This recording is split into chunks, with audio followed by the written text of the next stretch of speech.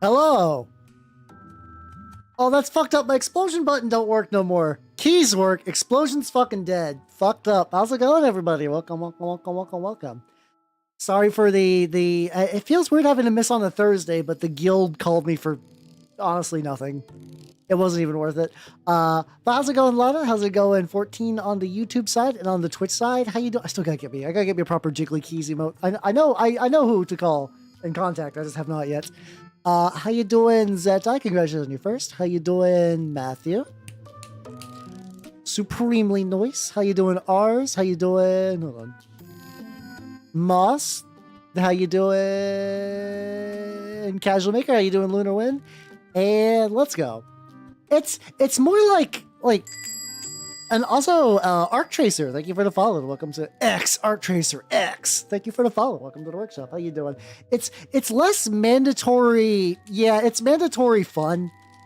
Where the guild is like, oh, you should like I work for elves, but they make me interact with like humans on the reg sometimes. They're like, oh, you should go to a barcade, and I was like, okay, I guess I gotta do that. I guess I gotta go to a barcade, and it was like fine. It was fine, but I'm like, man, I wish I was some of those regret. You can change usernames, by the way. You can do that. Food was covered, and I got some sort of like German cider thing that was pretty legit. It was like a German sour. That was pretty legit. Oh shit, you got a Twitch group. Hell yeah, let's go. Let me zoom in a little bit more. There we go. I'll leave all that. I'll leave all the nonsense off to the side. That's fine. So yeah, that was where I was at. I wasn't like super jazzed about it, but like it happens. You got to do it sometimes. The arcade. It's funny. Like a lot of the arcade games were kind of whatever. God, there was a Guitar Hero arcade machine, and I have not played Guitar Hero since fucking 2009. Back when I'd play that for like in high school. And oh boy, I get real tired now doing that shit. But yeah, can try out a Twitch group. Hell yeah, let's go. Today, oh, by the way, today I'm working on some word bearers. Because specifically Raptor word bearers like Kitbashed out of some Legionnaires, some miscellaneous bits. I got me a big jetpack from 3D print that's like classic style. And then the heads are Chaos Chosen. But right now I'm just doing some... I'm debating if sponging would even really make this a significantly quicker process. And I don't even really necessarily think so. I probably could just get a similar effect as painting regular style. We'll test it out though. We'll test it out. I can fuck around today. I got 5 dudes. Aged. I do be aged. Once again, I don't feel any different just because I always feel like the year that I'm going like I felt 36 since earlier this year. So like now I'm just like, oh yeah, no, I'm still the right year. I still feel basically the same. Just do like a light little spattering sort of paint. Yeah, Matthew likes to pop around. It was all good. What else really happened though? Oh, a couple of things during the missing break. One of them is I, for the first time in a long time, actually got. Oh shit! Oh fuck yeah! Let's go. I didn't know 10 was going to that. Hell yeah! Let's go. There's also like a lot of people I've been seeing getting that are VTubers getting into Warhammer stuff lately, which has been kind of fun. I know Cammy has been getting into like some like Nighthaunt stuff. I think there's like oh no, Lumi's getting into the Heresy, which is both very interesting ways to get into mini painting, both of them. So hell yeah, let's go. Yeah, I think it was virtual because she lives in glorious Nippon, but that's still very cool though. Hell yeah, hell yeah. I'm glad you had fun. I don't think I've ever gone to an anime convention, but like they do seem neat. I went to like a small local one, but it's like very, very different sort of vibe. It was the one that was just like a couple of people just like in a small con area. It was nice though. It was nice. But this was like a billion years ago. Yeah, the Orient of Canada, yeah. Good shit. But I mention this often that my local group I have not gotten to DM for them since I became a VTuber, which is over 6 years now, which is wild in all aspects of that statement. Oh shit, I think sponging might actually be quicker. At least for like just like a really rough, shitty base coat, because I don't need consistency at this stage. Yeah. I just need red on a couple spots. And it turned out pretty good, actually. The players really like, I ran Imperium Maledictum, which is like the new Dark Heresy, because Dark Heresy is a Fantasy Flight Games thing, and now this is a Cubicle 7? It's Cubicle 7 or Cubicle 9. I forget what number cubicle they're in. But no, my players really liked it. A lot of them had no idea what 40k... I mean, they're like... It's hard to be a nerd and not know what 40k is in like a very rough sense. But they had like a general... They had like a general idea, but I gotta like really get them into that shit. They gotta fight a Gene Stealer on a ship that was really cramped. And it was funny because like one of them knew. So like I was like, well, this metal grate was ripped up in a way that like has like these like big claw marks. Some of them was like, oh fuck. Oh no. So how you doing, Jay? How you doing? Welcome. It's the worst first army. See, knights are super weird because they are technically, depending on when you get them, can be a very budget army.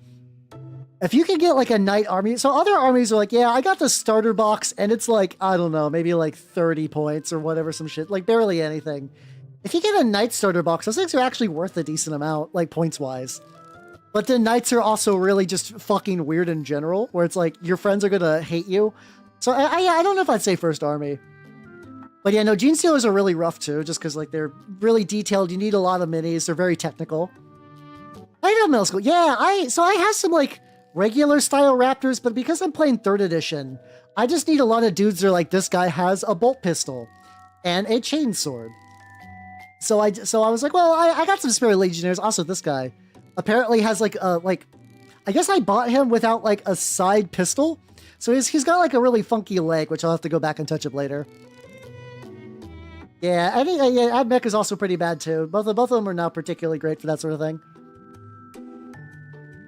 A tired knight will always fall to a well-rested one regardless of armament. The difference is a good night's sleep. I'm okay with that one. I'm all right with that one. How you doing, Jay? How you doing? Yeah, Admech is pretty bad too. Sisters are interesting because they have similar problems to the other ones, but I don't like. I know sisters are really detailed, but I really never see like sisters players bitch about sisters. Like Admech players bitch about painting Admech. And, like, Gene Stealer people bitch about painting Gene Stealers. And I know, like, fucking Sisters of Battle have, like, a million goddamn fleur-de-lis and other bullshit. I feel like I really... Maybe Sisters might just be rarer as an army, but I don't think that's true either. I feel like Sisters get, like, a pretty decent amount of people who play them. Or I could be wrong, though. I don't know. Harlequin, true. But that would require people to know that Harlequins are an army. I think Harlequins are really neat and bullshit to paint, but like I actually think they're so deep in the weeds that I think like a beginner player wouldn't be like, oh, I know what my first army will be, Harlequins. I would love that. I would love to see theoretical like Johnny New player who's like, Space Marines, no thank you. Eldar, getting warmer, but nah. Regular Eldar are a bit too vanilla, and Dark Eldar, a bit too plain and edgy. Hyper detailed space clowns? Fuck yeah, let's go. Neurons activated. I love that theoretical person. So I was the midi being painted. The eternal struggle. The Sisyphusian boulder of painting minis. Also, how you doing, Marvin? How you doing? Also, how you doing, Derp? And thank you for the sub. Thank you. Also, hope you start feeling better though, Jay. That does sound fucking awful. It's really funny. I still mention that like out of like when I start reading books, I'm like, oh cool, okay, I get to like interact with more factions now and get to really know them. And usually I come off like better where I'm like, oh, this is cool. I like them more. And even sometimes feel that like Games Workshop curse of like, what if I bought model of them? It's fucking what's it called? Harlequins are what, and Mechanicum are the two that the more I read about them, the less I like them. Just the characters are stupid. Oh shit! What's Legion Star did you get? I am like slowly working on mine. I got a couple of Rebel Commandos, and I got some Wookiees that are built, but they are in a different room because I was getting ready to prime them, and I just have not yet. Battle Huff Empire. Woo, let's go, let's go, let's go. You still might want to pick up the regular Imperial, because like does the Battle of Hoth come with like all the cards and stuff, whatever? But hell yeah, let's go, let's go. Yeah, play some games with your nephew. Hell yeah. Well, that's right, because you could do Republic versus Empire, which is very fun. Just because Legion doesn't give a shit. Oh, I could go for some pork meatballs. That's fucking sounds fucking beautiful right now. Yeah, you're like Anakin hates younglings. Younglings love Anakin though. Like, wow, Anakin, you're so cool. Which I guess that's why they're like, you know, not scared when he shows up, and then they become scared when he starts to murder them. Which, so yeah, that tracks. That tracks in general. Ooh, Black Ink Cross. Yeah, that, every now and then I see that kind of thing. Also, how you doing, Steve? How you doing? Welcome, welcome, welcome. I see it a lot with like more like Gunpla, where people use like cell shading and cross hatching and stuff, which is pretty neat. I don't know if it would work on a lot of the stuff I like to paint, but I do admire those schemes. I think there's some like cool technical dealership. Oh, hold on. Got like a little guild pop up I might want to check on. Hold on a sec. This shouldn't be too. Oh, okay, nothing too crazy.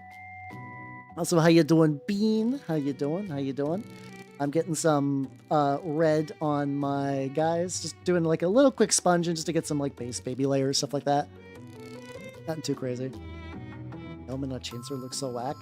Is that the funky grip thing? I don't know what a Yeoman in this context is. My military history of stuff is fucking nothing.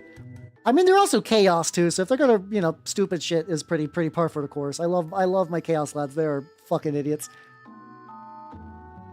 They're fucking idiots.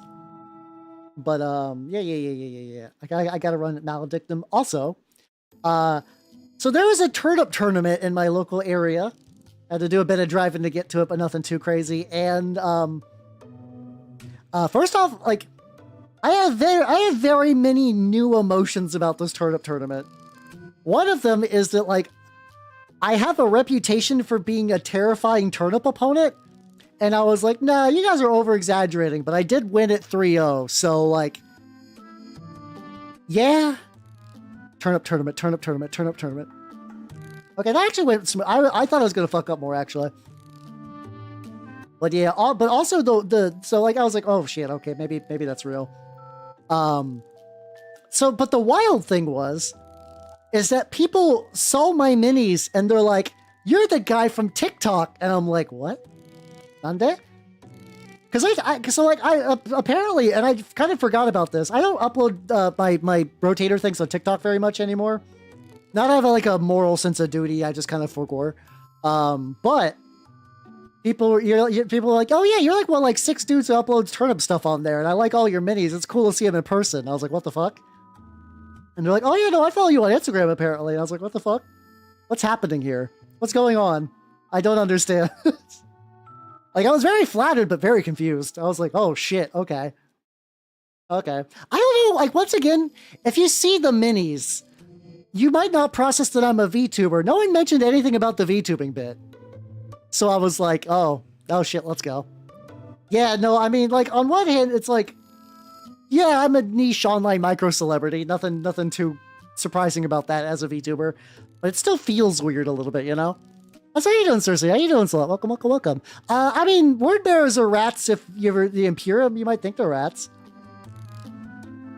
I was just like, oh shit, okay. Oh no, I had a good time. I got me a funky trophy thing, which I kind of want to. The trophy was like a horrible lumpen face, and I want to do something with that. I want to do like a little project with that. But I have so many other projects. I mean. There might be others. Like, that's just kind of the inherently fun thing about VTubing and just streaming and stuff like that. I'm like, okay. I'm probably the VTuber who has painted the most Turnip 28. That might not be... I could probably be pretty bold and say that.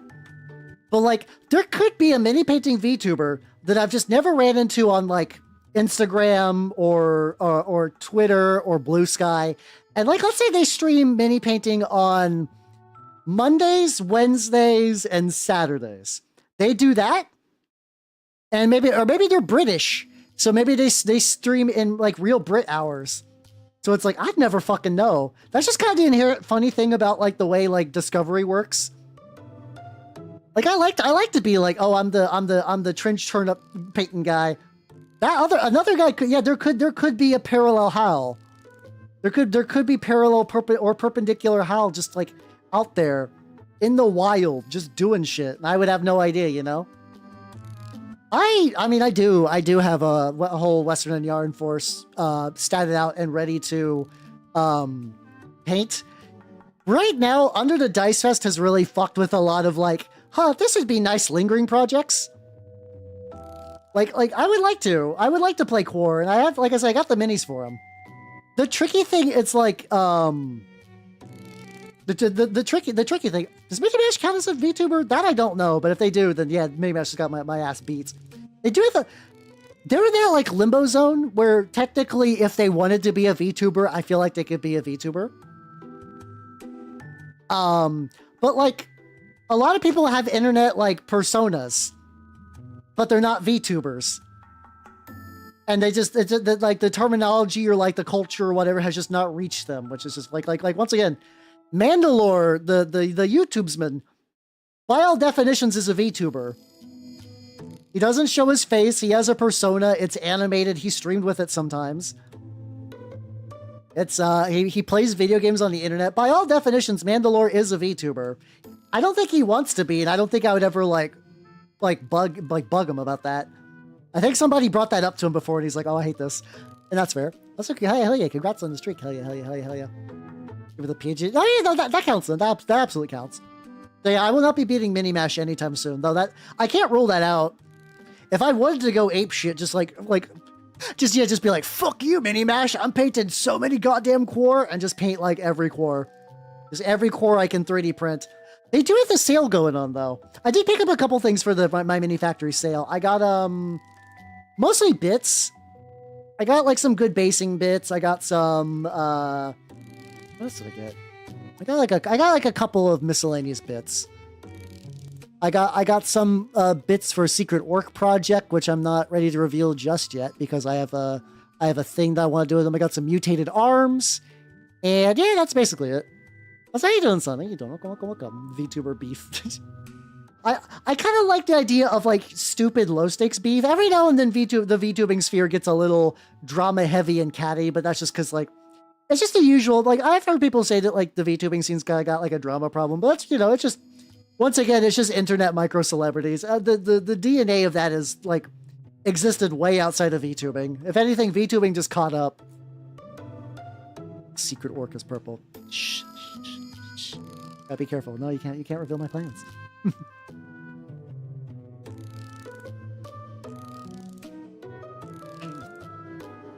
But yeah, I've had myself some good time. On Thursday, I used that time that like after I got back from the thing, it was like, well, it's too late to stream. So I can like, I worked on the Imperium Maledictum, which is pretty fun. I got planning for that. It's funny. Like I said, I've not like properly DM'd like a multi-part thing in a hot minute. And what was happening was, what was happening though, is, I was like, okay, I'm ready to plan. I got plenty of time lined up and I just couldn't. And I was like, oh no, okay. It's still there. My weird bullshit, brain ideas that is like, oh yeah, no, you're going to be doing your best thinking and your best planning directly like a couple hours before the session you run. And that absolutely fucking happened again. And I was like, oh, well, hey, I'm glad I didn't lose it. I'm so fucking, I was a little afraid. I was like, oh no, I haven't like ran a game for these guys in a while. And I wasn't like, I'm usually like not too worried about it. Like one, they're my friends. I've been to some of their weddings, and like B, like it's a goofy little game. There's no real stakes. But I was like, no, it turned out great. Everyone had a good time, so I was pretty happy about it. Yeah, like an online community. I think the tricky thing is if you're not immersed into VTubing, a lot of times you're not going to see like, oh, I had a lovely time at this concert, or oh, this VTuber's cool, or even like, oh, this VTuber is doing like a neutral thing. You're not going to see that. But if you're like John Normie and like you get algorithmic boost for engagement, so drama gets engagement, and they're like, damn, this community is nothing but drama. It's just like internet stuff. I would argue that, I mean, streaming could be, is part of that too. I think algorithmic manipulation is kind of the big culprit. It's just that like a lot of things online are very dependent on watch time and an interaction time, and like whether you actually views are one thing, but like the more time someone just spends like looking at a post can influence its ranking and stuff. So it can lead to a point.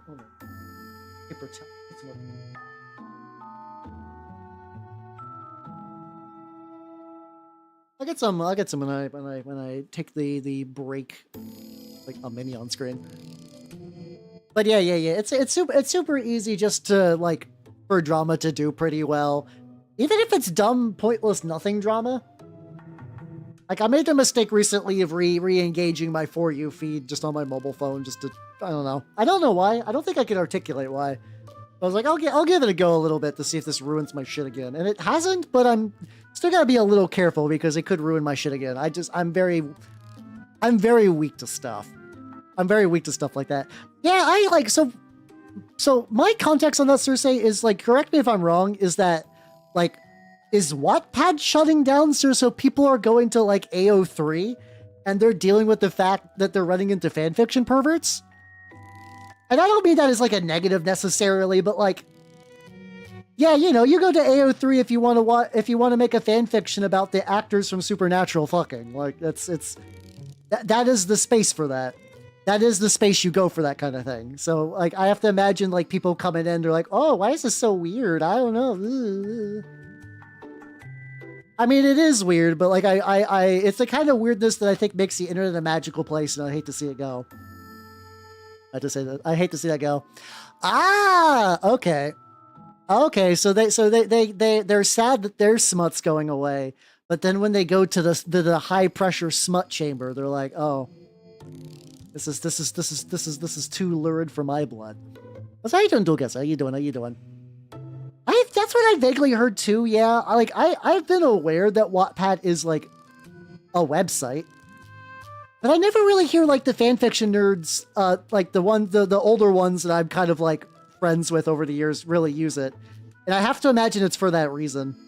I have to imagine it's a very like locked in sort of deal. So like if you're like more like, if that's your just entry into fanfiction, you probably don't know any different, which yeah.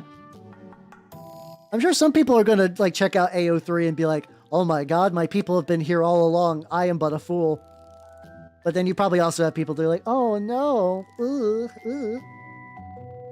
Gonna be a little more prone. Oh yeah, that's true also. Yeah, sometimes like, this is unfortunate that you can use drama to prop up a career.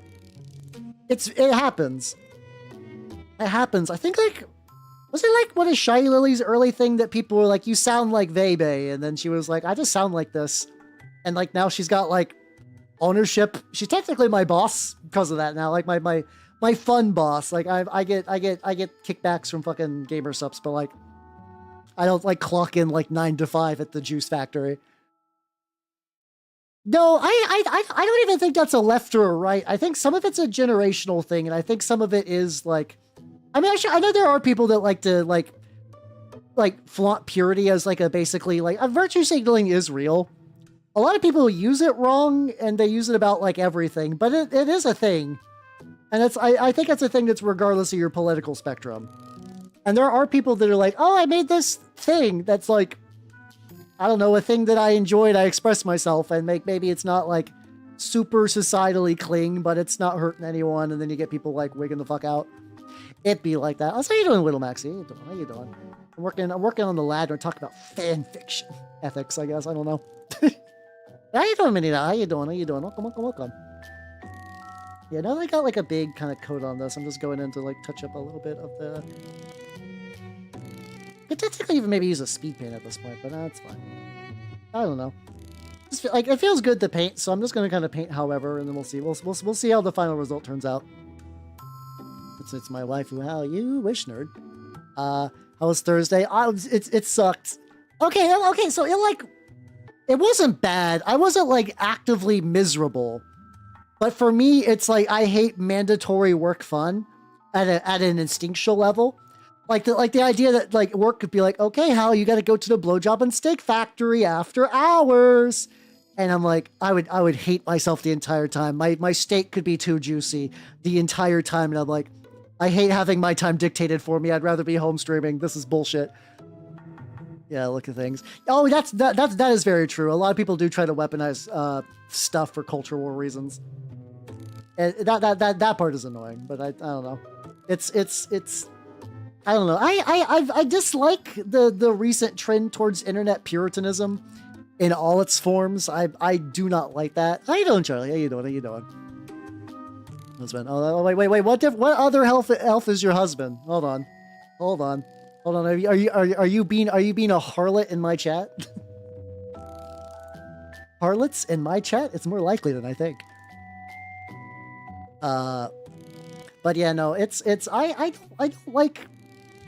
I'm weirdly a very vanilla guy that I find that the place is more magical when people get to be their weird true selves, and that's kind of my big stance on a lot of things, you know. Yeah, for me, I think that's because like the internet I grew up in was the place where the weirdos and the perverts and the eccentrics were like, oh, I can't be like this IRL, but on the internet I can be free, I can express myself, I can do a thing, and like sure, like, you know, cringe compilations and whatnot. And that's like, once again, I can't be too hypocritical because I was locked into the Christian saga for so long. I would not like.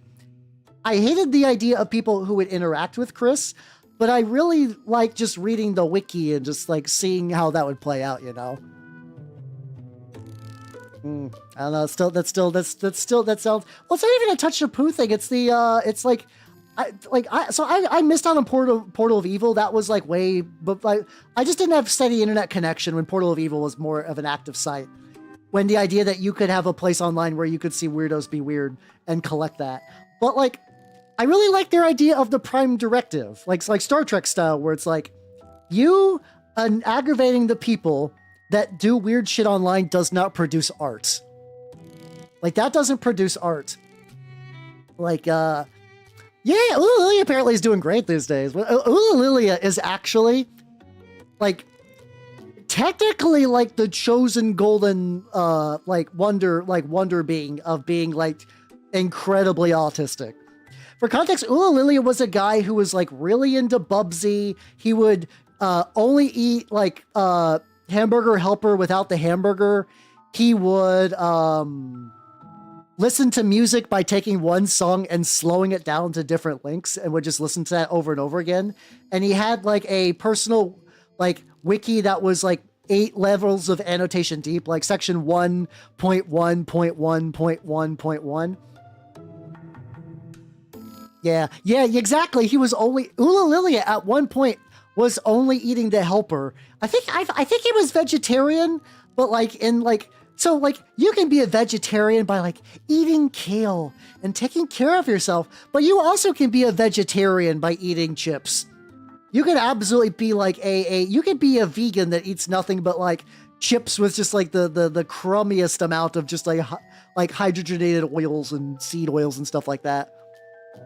But yeah, if I recall right, Lilia at one point was like, yeah, no, I think I'm gonna like get off the internet now and just be like, yeah, Oreos are vegan. They're not good for you, but they're vegan. And I think at one point he's just like, yeah, I'm gonna step away from the internet and try to work on myself. And like, I think he did pretty well. Yeah. Oh yeah, I mean, to be fair, I've wiped grease off a pizza, but not like all the time. If my pizza is floating, I'm gonna be like, fuck off. I want pizza with this grease, and I will remove the grease. But like, if it's like a regular pizza that has like a little grease at top, I'm like, oh, that's fine. That's what pizza's like. But yeah, otherwise, you would get people like it's like all kinds of like just like weird audio files that would like strap weird rocks to stuff. How's how you doing, hydration guy? Hydration status.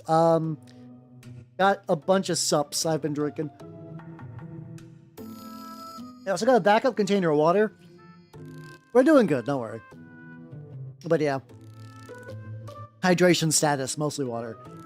But yeah. But yeah, Lilia, like, once I said, he's the chosen one. He's the one that actually escaped the karmic cycles of, like, low-functioning autism self-destruction. I also think it's because, like, correct me if I'm wrong, but doesn't, like, Lilia have, like, loving family and people who care about him deeply. Or there was just like a support network. I'm vaguely aware that he's had like friends and family, and like, you know, I don't think it's going to shock anyone to find out that like having people who care about you does increases your chance of like functioning in this bitch of an earth. But hell yeah. Hell yeah. Christian. Oh no, that came later, but like, I mean, Christian is an example of like having like a terrible family with low functioning autism, just kind of like fucking your shit up real bad.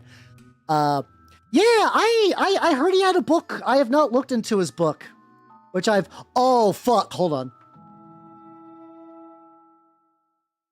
I'm glad. I think, mind you, I think everybody deserves happiness. Okay. I need to show you guys something. I need to make sure this doesn't get shown incorrectly. Hold on.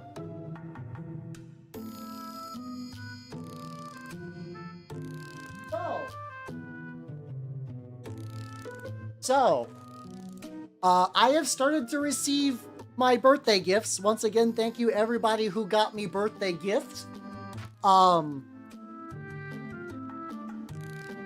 let me see if I can remove this from the shiny packaging. I have not received, I actually fucked up. I forgot to change my throne address. So Absolute Martian Manhunter got sent to a house I can no longer go back to. So I bought a copy though. I didn't want to waste kindness, but I got that changed for future. But I mean, I have received the fucking Ken Penders thing. And hold on, I need to find like a cover for this. Anti-doxing.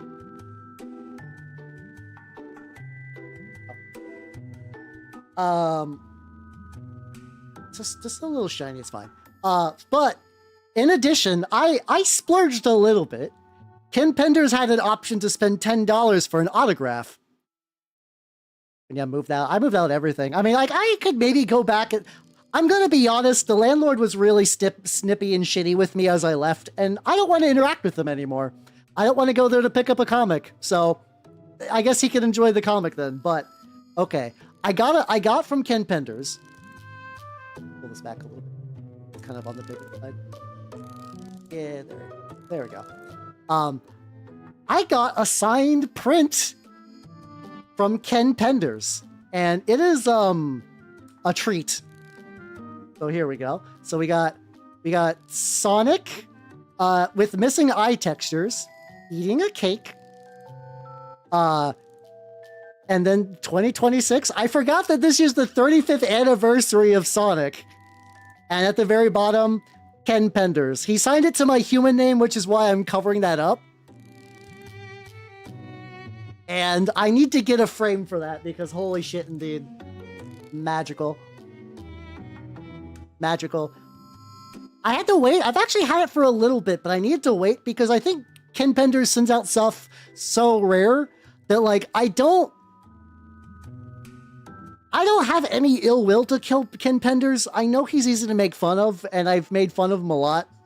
I got gifted his stuff ironically, but I have no beef with the guy, and I'm actually very jazzed that he got to make his dream real. That he got to make his he got to take his characters back from Archie Comics and make a thing with them. And I don't imagine he's getting a lot of orders for his magnum opus. So I was like, I need to wait a little bit to show that off. But I am framing the fuck out of that. Holy shit. I'm glad I spent $10 on that. I will have a signed Ken Penders print in my home. I have not fully looked through the Lore Sue Chronicles just yet because I need to read all the Archie stuff. Luckily, I was able to find like an archive of the old Archie comics, which I just have not had time to fully digest. This Saturday was more of a recover Saturday than I was expecting, but like, so I didn't get as much done as I would have liked. Nah, because I had to like ship to an address, he knew my name from that, so it's very much like human disguised name. Thank you for the happy 35th birthday to Sonic, your buddy Ken Penders, and I'm like, fuck yeah, let's go. Yeah, it's neat. It's significantly like it's like there's just something like so whimsical about it where it's just like, oh no, this is an artifact. This is a special little thing. A lot of shit in here, so I'm just like, man, I was seeing if my little backup fan was still going, and it is. So I'm just gonna be sweating. It's all good. I'm like, I am a year older than Sonic. There has been 1 year of my life where Sonic did not exist, and it was a most magical era that we will never get that back. It is actually kind of thinking there's the fact that Sonic has been around for so long, and I also like there's the guy who did an Anthology to Killer, the Catamites, did a blog post where he kind of mentioned like the logic of video games, not then that like what makes a video game, more like that you can just talk to someone about Sonic the Hedgehog and the fact that they fully understand without like any confusion. Like, oh, Sonic the Hedgehog, yeah, the fast hedgehog, yeah, that guy. Like, you could just talk about it like it's like a real thing, and it's just like there's like some kind of amazing spicy magic to that. Also, it still cracks me up on that Sonic print where like clearly the Sonic was cropped weird, like the eyes did not get a full fill bucket of light, and there's like a little bit of transparentness that just means I can see the fireworks through Sonic's eyes, which is also delightful. Also delightful. What else did I do this? Oh yeah, I got to play Big Walk a little bit. That was actually kind of fun. Some friends of mine are like, hey Hal, would you like to try Big Walk? I got to play it like a little bit. Which is actually, I actually like it. It's weird. I'm normally very like whatever on friend swap games. But actually I was like, oh, this is like neat. This game has like a mood to it. I don't know. I'm digging it. It is like, I mean, I think a lot of people have like, I think friend swap's such a funny thing where it's like an insult, but because like there's not a better genre marker for that sort of thing, a lot of people have just kind of leaned in. Yeah, it's like well, these are like clearly like Unity store asset rocks, but I also don't expect them to like make rocks for no reason. But I just also love the contrast to like the photorealistic rocks and you're like goofiest, blobbiest dude, just fucking like sporking your shit everywhere, getting whatever the fuck the red things are. I call them eggs. Yeah. And like the funny thing is like if you ask me to explain what the difference between endearing friend swap and like regular like good friend swap is, I don't have enough experience I think I could articulate. I think sometimes it's like, did you make this with like an idea in mind, or did you make this where the idea is that like, I mean, like, okay, so like Big Walk does require you to have friends when you play with it, but there's like, I guess vibes, yes, but I hate describing things entirely on vibes. Do you guys like, there's like an internet post from V that gets shared around the internet every now and then where somebody says fun is the buzzword. And I feel like a lunatic because I understand what the guy is trying to say. He's too internet angry to articulate his point. But his point is like, if you like something and you're trying to explain why you like it to someone, like saying that it's fun doesn't really get your point across, you know? Or at least some fun. So see, the tricky thing is like a Big Walk, because like it's a puzzle game where you require multiple people. There's like one puzzle where it's like there's a big mountain and there's like 5. Oh, you don't know. Yeah, you doing? There's a big mountain and there's 5 like little binoculars, and one person has to run down there, look at a thing on the map, and then do a little pose so the other person puts the blocks in the right order. And it's kind of neat because like there's like different systems. It gives you actually like a lot of player choice, which I respect. Where it's like, oh, okay, you could do these one at a time. You could send 5 people to go down, memorize the exact one, and pull them back up. We had 2 people, so we had one person have like a big clicky light at the top while the other did a pose. The other person would grab the big clicky light and shake it, so it'd be like, okay, I can visibly see that you collected that, and then went on to the next one. I think even player choice in a friend swap game is like pretty powerful. So I think I just need to do like a really, I gotta get back into the vents and the folds of these guys. So I think I'm gonna use a slightly bigger brush for that. Just like a little, because like this is back bullshit. Doesn't super matter a whole lot on his buzzword. It is. It's just it's tricky because that person said it in like a stupid internet angry way, so people like shout on them for like a million posts. So I don't know, like I'm not surprised by that, but it's like I don't disagree either. I think like no matter who you are, for me, like such an important part of society, and like I think you could be a genuinely stupid person, but if you could articulate yourself well, I think that's like super important. Like almost more important than anything else. I don't even mean being like necessarily well spoken. It's like, well, if you have like a thought or a feeling, if you can convey that in a way that like makes sense, and I understand where you're coming from sometimes, sometimes just like be like a rational adult about it, which is nice. New Cthulhu Mythos can make you paranoid around your friends. Oh yeah, so there's like a lot of those like friend swap games where there's like a shapeshifter or a trader sort of dude or whatever. Yeah, that sounds vaguely like a thing I've heard. I guess I can kind of use a slightly bigger brush for some of these. There we go. Which are you? Yeah, like can I risk saying shit? I think it's tricky too, because on one hand we do we do live in the panopticon, which I think is why people are more Puritan these days. Like I think it's like this. Like let's say you were on a forum, and you're on the forum and you're like, I like feet, in like in a sexual way, and that's just kind of confined to a forum. And now if you were to do that on Twitter, and then like 10 years later, you're like, okay, I am like having an argument about like healthcare or something, like a coherent argument, and then someone's like, oh look, Footfucker wants like, you know, affordable medicine, and they like dredge that up. And I think like a generation growing up in that atmosphere does lead to more puritanical stuff. I think there's like other factors too. I don't think that's like a single thing, but I do worry about that a little bit, where you do got a lot of these like, or like going back to like the fanfic people going over to AO3 being like, no, you're like if you're horny, but what if the collective body, the gestalt of society, has deemed your boner not cool, bro? You know? Water is water. I haven't had Aquafina in a hot minute, but I kind of get what you mean, because some waters have like high mineral content, so they just kind of taste like shit. And like filtered vanilla water, you know? Oh yeah, no, they got like a funny. It's like I don't know how much I ever really truly believe in cryptids to a certain degree. Like I can be convinced that chupacabras are real, but the Fresno Nightcrawler, I feel like deep in my heart that it's fake bullshit.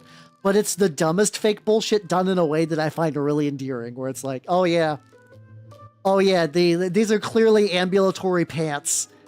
I'm sure somebody had some strings on some ambulatory pants and then like edited those out in post, and I don't care, and I love them for it anyway, you know? Once athletes foot on their dick, true. I also, you know, I'm okay with that. I'm okay with paying taxes so that foot jobs don't spread athlete's foot. I'm okay with that. I'm okay with my money going towards that. There's significantly worse things. I would rather spend my money on that than a missile. So like, yeah, that tracks. So oh yeah, I love like when you see like ye old like fucking like rhinos. Not like 40K rhinos. I mean like actual goddamn, this is a rhino. And they're like, behold, this fucked up unicorn we saw in the Orient. And I'm like, oh, I love that shit. Oh, I love that shit so much. I love incorrect animals. And then eventually they're like, oh no, that was real. Like, I don't think this is like a new thought, but the idea that like somebody described the fucking platypus and they're like, you're on meth. And then the platypus showed up and you're like, oh, you're real. Base 32. Actually, if you're doing 40K, you're going to be using 32mm bases. If you're doing more of a like a Space Marine size thing, yeah, exactly. The Behold of Satan like argument's wrong, but like the Behold of Satan statement is very magical to me. I love that shit so much. I love cryptids.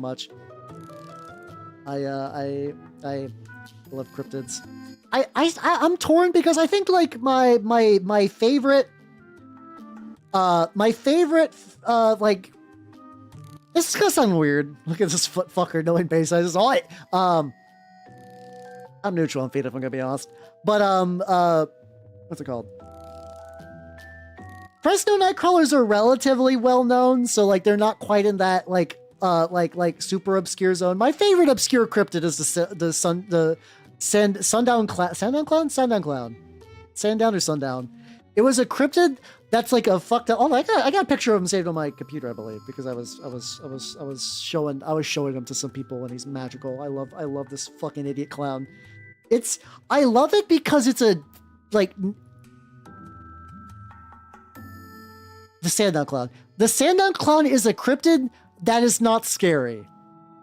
What I mean is, like, the cryptid showed up and was just uncomfortably weird and then kind of fucked off for a while. And I also love this picture of it from, like, the cryptid wiki. It's very good. It's very good. Sandown Clown is great. There we go. So, this is the Sandown Clown. It was basically like an alien robot tried to dress up like a clown and like drew on its own face. And it went up to these kids and it's like, I am all colors Sam, and would sing, it would speak into like a little like recording device. It ate berries weird, like it lived in a shack in the woods, and it didn't like haunt the kids or anything. It was like, oh, I'm scared of people. Oh, okay, I'll see you guys later. And I think it showed up a couple more times to like later on when the kids were grown up, and they're like, aha, I'm not scared of people anymore. And it's just so weird because it was just like around. Also, let me get rid of like, apparently that fucking Fresno Nightcrawler sold out in like 10 fucking seconds. That motherfucker on the Build-A-Bear Fresno Nightcrawler. That's how I know that fucker is mainstream. He sold. Then again, Build-A-Bear could sell like a lumpy sack of shit and probably would sell out. He is very friendship. Yeah, I love him. Like I said, he's a harmless cryptid. Nobody has been killed by the Sandown Clown. As far as we know, there's only one of them, you know? Flat tire fell. Oh, God. Oh, that sounds fucking awful, dude. Hopefully you didn't like get like too hurt by that, because that sounds, Jesus. That sounds rough, yo. Yeah, he did. Yeah, the very sexy cowboy hat. He knows what's up. He's high styling. Mr. Hankey. I mean, probably. I wouldn't be surprised if there was a South Park Build-A... No, probably not, actually. Build-A-Bear's in that one spot that, like, I understand that Build-A-Bear is, like, aimed at children, but, you know, everybody can enjoy Build-A-Bear. But also, based on my knowledge, I've never seen anyone get excited for Build-A-Bear quite like mentally ill online women, and I'm glad they got that, you know?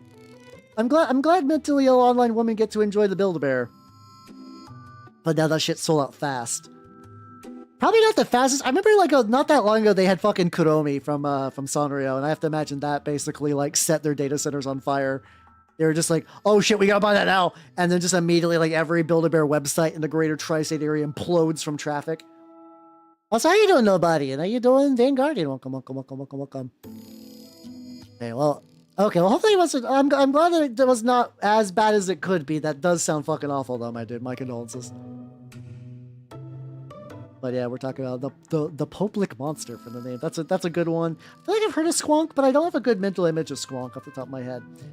Flatwoods Monster is also good. Flatwoods Monster is like a genuinely very unsettling design, which is very fun.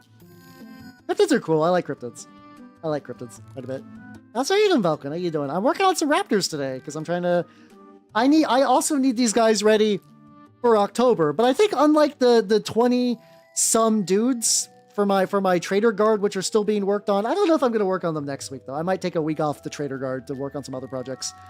But they're getting closer. Which is nice. Constantly cries and melts into a puddle. Oh, he's the child from D2, where she's just like, I don't feel so good, and just becomes soup. God, I love D2. Yu-Gi-Oh! Oh, that's it. Every now and then, Yu-Gi-Oh! Has like really cool ideas. I really like the idea of the Earthbound Immortals, just like fucking like Nazca lines made into godlike powerful monsters. I'm like, oh, that's sick. That's such a sick idea. Or like some of the archetypes are cool, but I just can't get into Yu-Gi-Oh! Mechanically speaking. As a tall woman who dresses up as one. Hey, let's go. That just reminded me of that one, like, there's like some yokai of just like a tall, like, black-haired woman in Japan that is like, she's spooky because she's big, but also I'm sure she's like a real cryptid, ghost, yokai, whatever. By the time she's ever reached me, people are just like trying to fuck her. They're trying to scale big spooky woman, and I'm not surprised by that knowledge, but like, I'm like, oh, all right. All right. Or during this time, I was thinking about buying a 3D printer again. Hey, yeah, let's go. Yeah, you should. You could get your dad into like Turnip 28 or Trench Crusade or Warhams even if you feel so inclined. You know. A shout out to Colossus. Yeah. To hunt rural Appalachia. Oh, I know some people from Appalachia, and they get real serious when you talk about like. Most places you could be like, haha, we got the Jersey Devil, haha, we love cryptids, yeah. You talk to anyone from Appalachia, they're like, no, skinwalkers are real. Do not fuck with skinwalkers, please. Please. Just the fact that you brought them up tonight, go home and sprinkle salt on the door. You fuck. I love that. I love that for them. I love the paranoid earnestness of Appalachians talking about skinwalkers. It's so good. It's so good. Ashaku-sama. Gotcha. Yeah, I mostly just see people like just try to romance her. But yeah, it'd be like that. Yeah, there's like there's those like fucked up not deer. Yeah, I remember hearing about those too. Thank God this is rope. You're like, well, I mean, you skill giant Japanese woman. You're like, why is my rope red? Oh, okay, whatever. As a brave explorer, I will make this work. Now let's get some. I don't want to do this. Let's get some drink. Yeah, no, that's what I'm talking about. Conceptually, I love Appalachian cryptids. I also like the Appalachian cryptids run off of the vampire system. Yeah, honestly, a lot of hear me outs are very weird to me, mostly just because they're either incredibly tame, they're like, hear me out, and then it's just like a werewolf, or they're like, hear me out, and it's like a toaster with no eyes. I'm like, those are the spectrums of hear me out, and I find both of them very amusing. Let's see what that looks like. Okay, I see where they're going. Hold on, I'm gonna put her on screen. Web P. So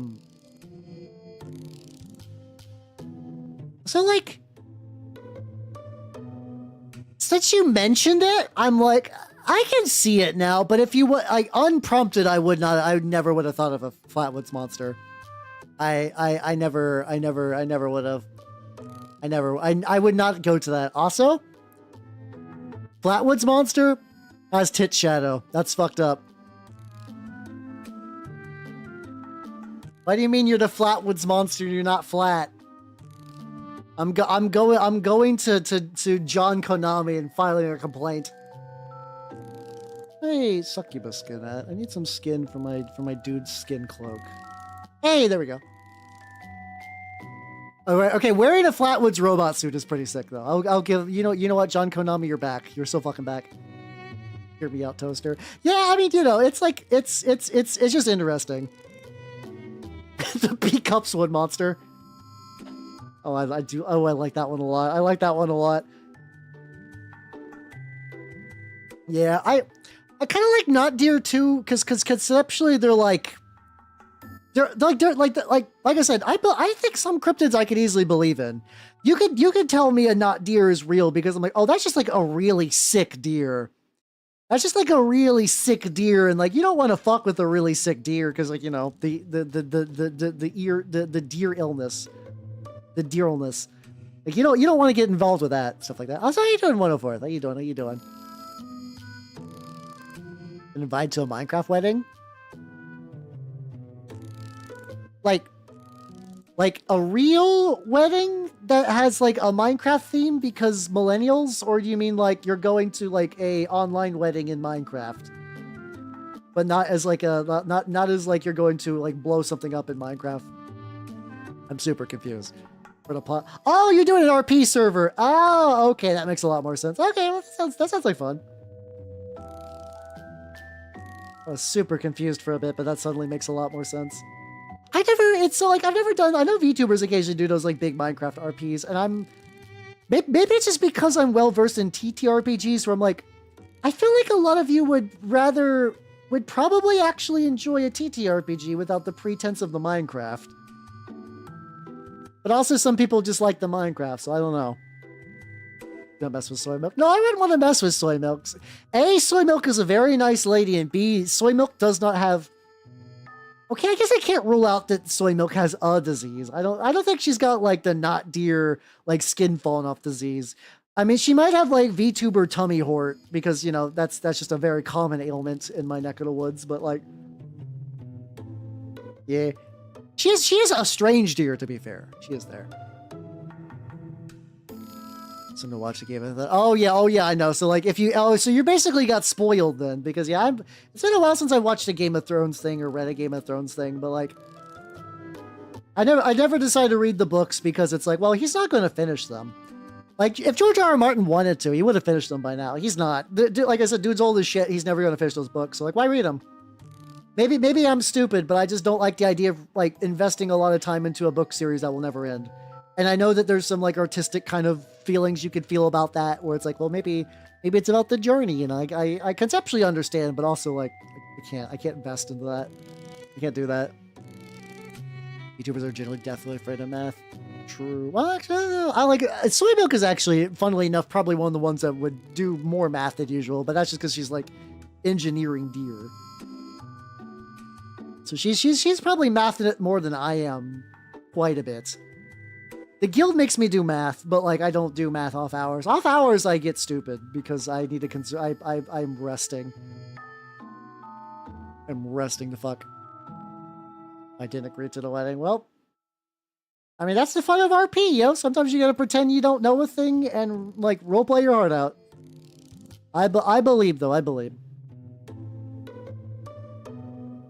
I think didn't so like I do kind of wonder if like Steam popping off as a platform sort of caused like Half-Life 3 to not be a thing, or there was not like a big. There's like no. I feel like if I was an accountant, I'd actually have money, but I don't. Nah, I can't exactly say what the guild does, but it's not accountant funds. I'll tell you that. That's how you doing, Oni. You doing awesome. Unfortunately, it is ad break time, so see you guys in a bit. Wow.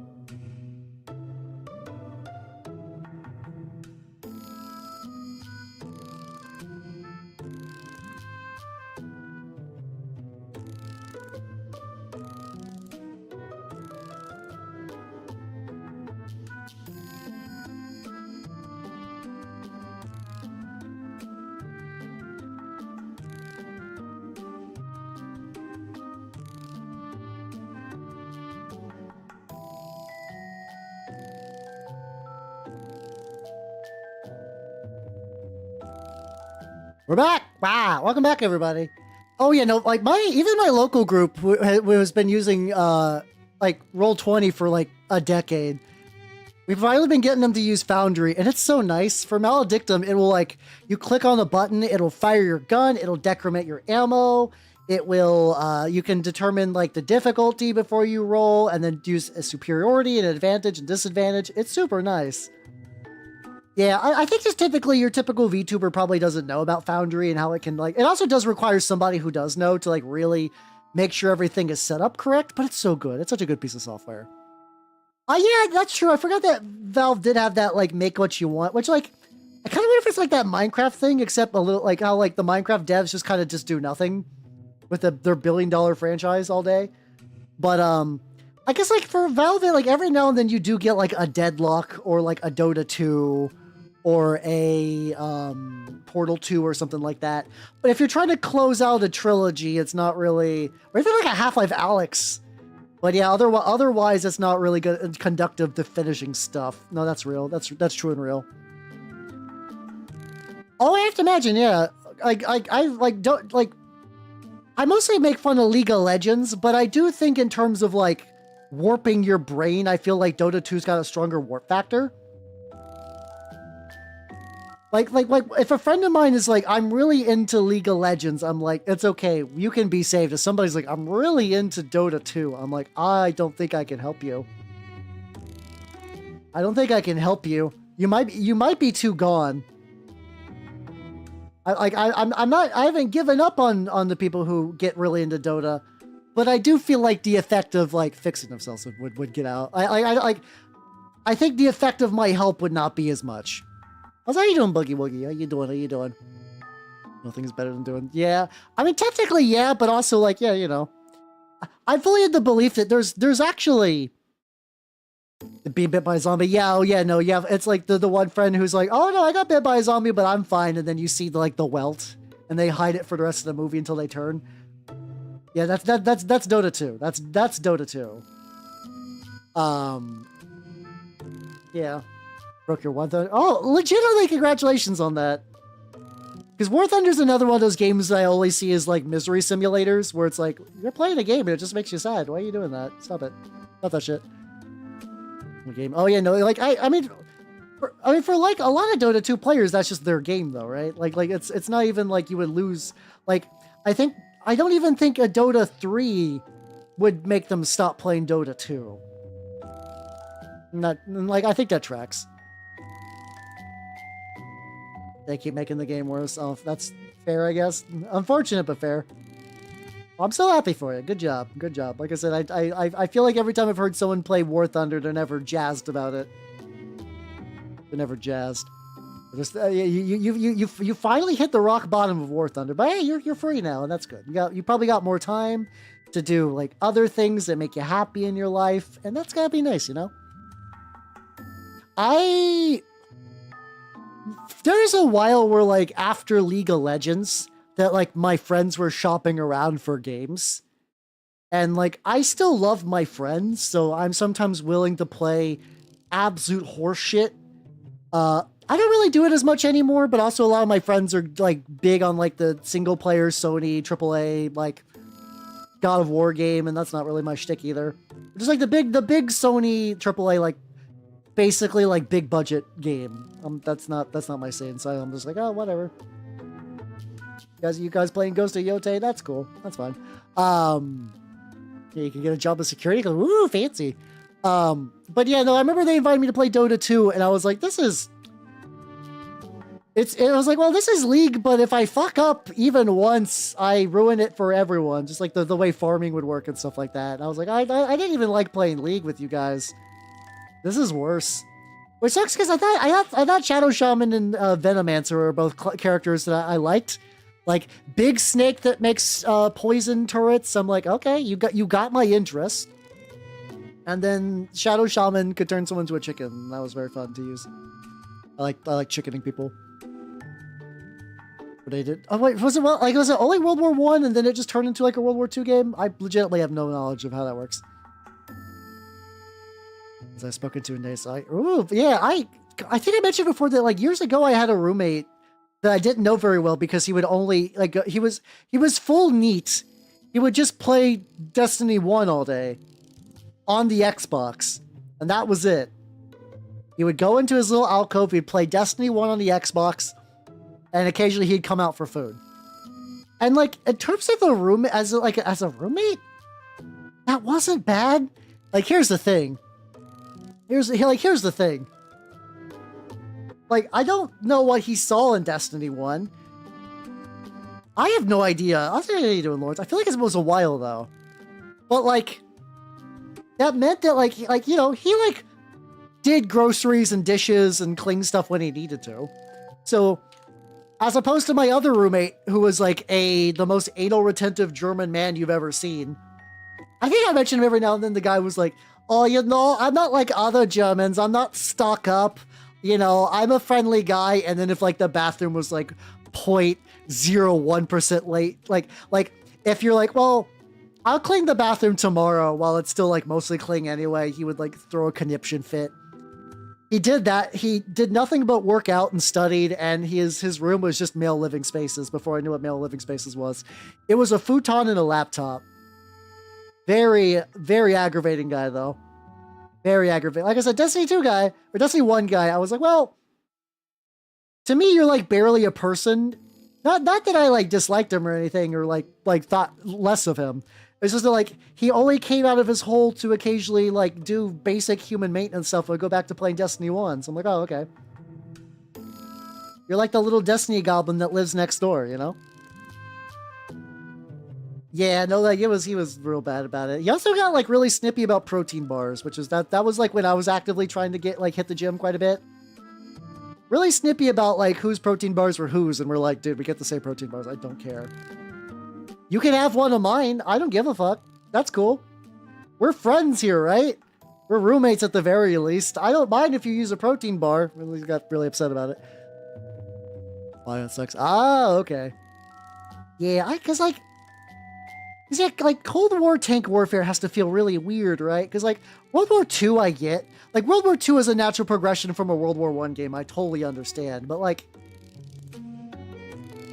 it's a strange fucking move to go to Cold War. Like I feel like Cold War has like a whole separate kind of like mythos and vibe going on that like World War I tank combat would feel kind of weird with. But because American mains complain too much. Ah, I got you.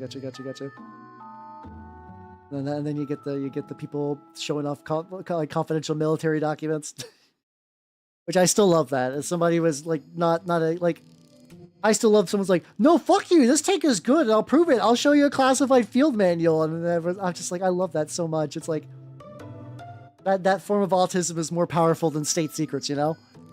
Yeah, that's true. It was like a Cold War. I mean, the idea of like dicking around with Cold War tanks, like I can understand that, but as like an evolution of a World War I tank game, that I feel like that feels strange. Yeah, I'm sure after a while it's less like, oh, let's roll up in our tank column, gentlemen, fire! We have to go take on the Kaiser, to like, oh yeah, no, we're just gonna hit you with missile batteries all day. And you're like, oh, yeah, this is when war was not fun to play anymore, I guess. All the same maps, weird. A strange game. You would assume the draw would be more maps, but I guess not.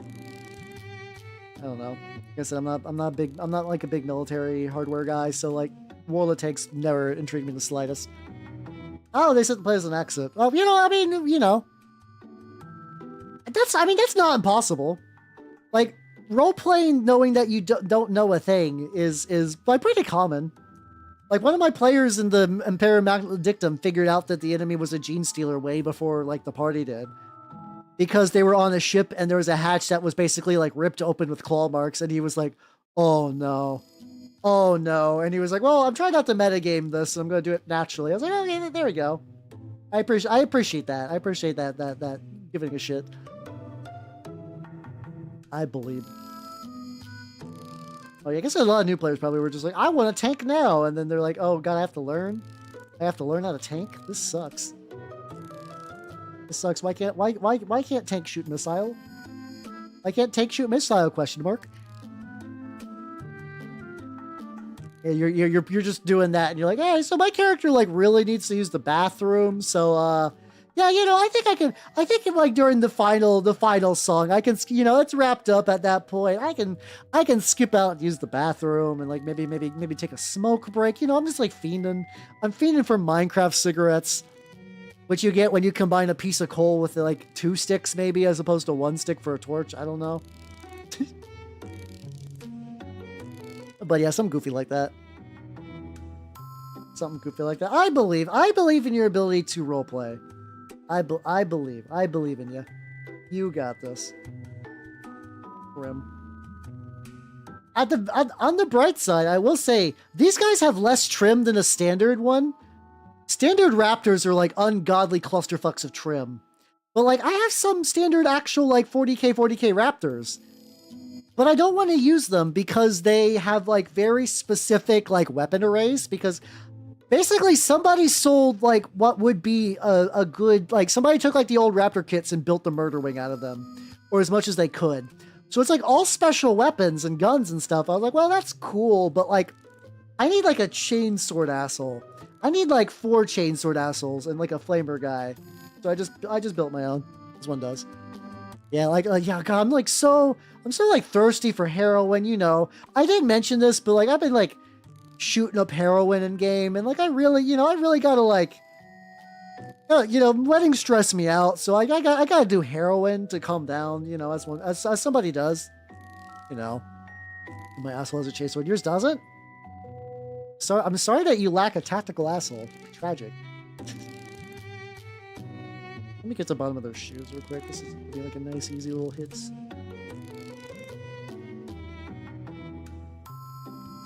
Oh, it's really fucking too much. How the family values Vtuber, indeed.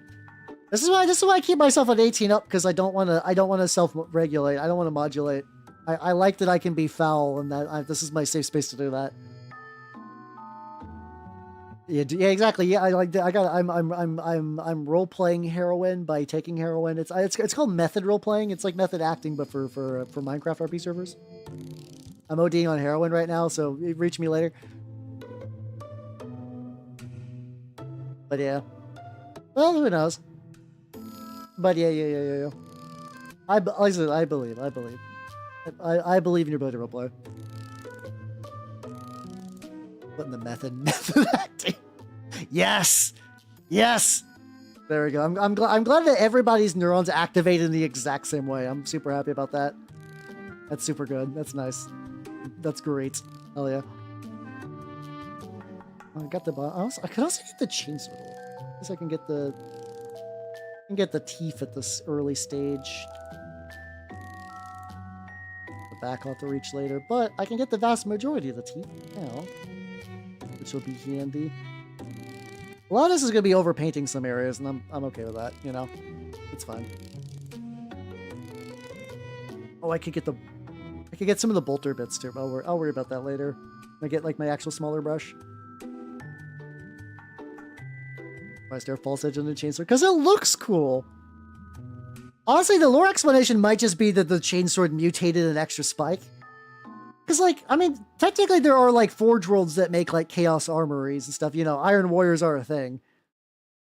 But, sometimes a chainsword will just get, like, a little spicy out there in the warp. Nothing, nothing you can really do about that. We're going to get this.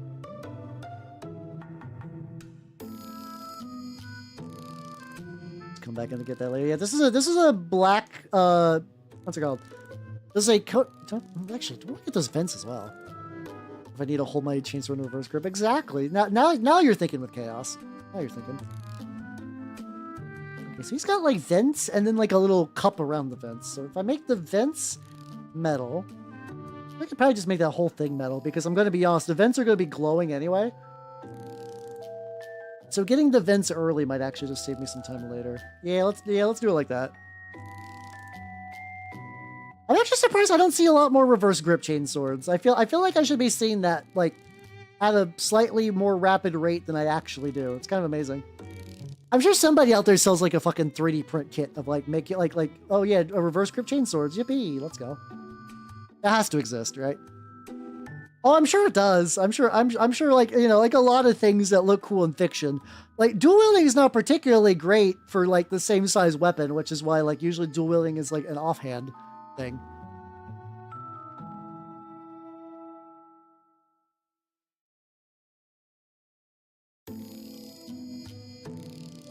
Like do you want just like 14, do you want like scrappy ships or do you want just like older patterns?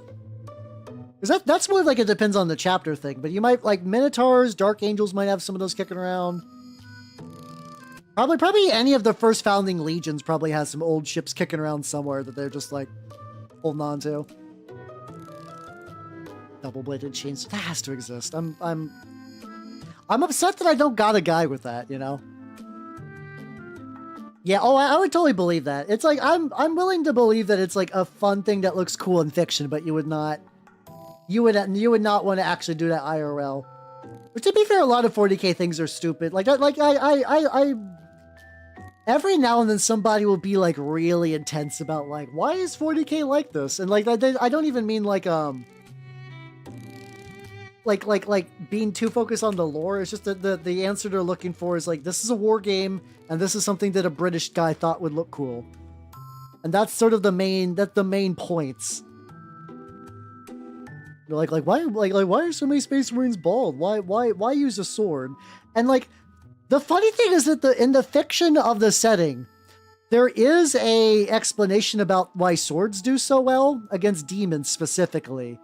It's because like it's like a weird primal imprint of man where for like millennia, the idea of sword fight thing is just so ingrained on the human psyche that it kind of means like a chainsword can do anything to a demon.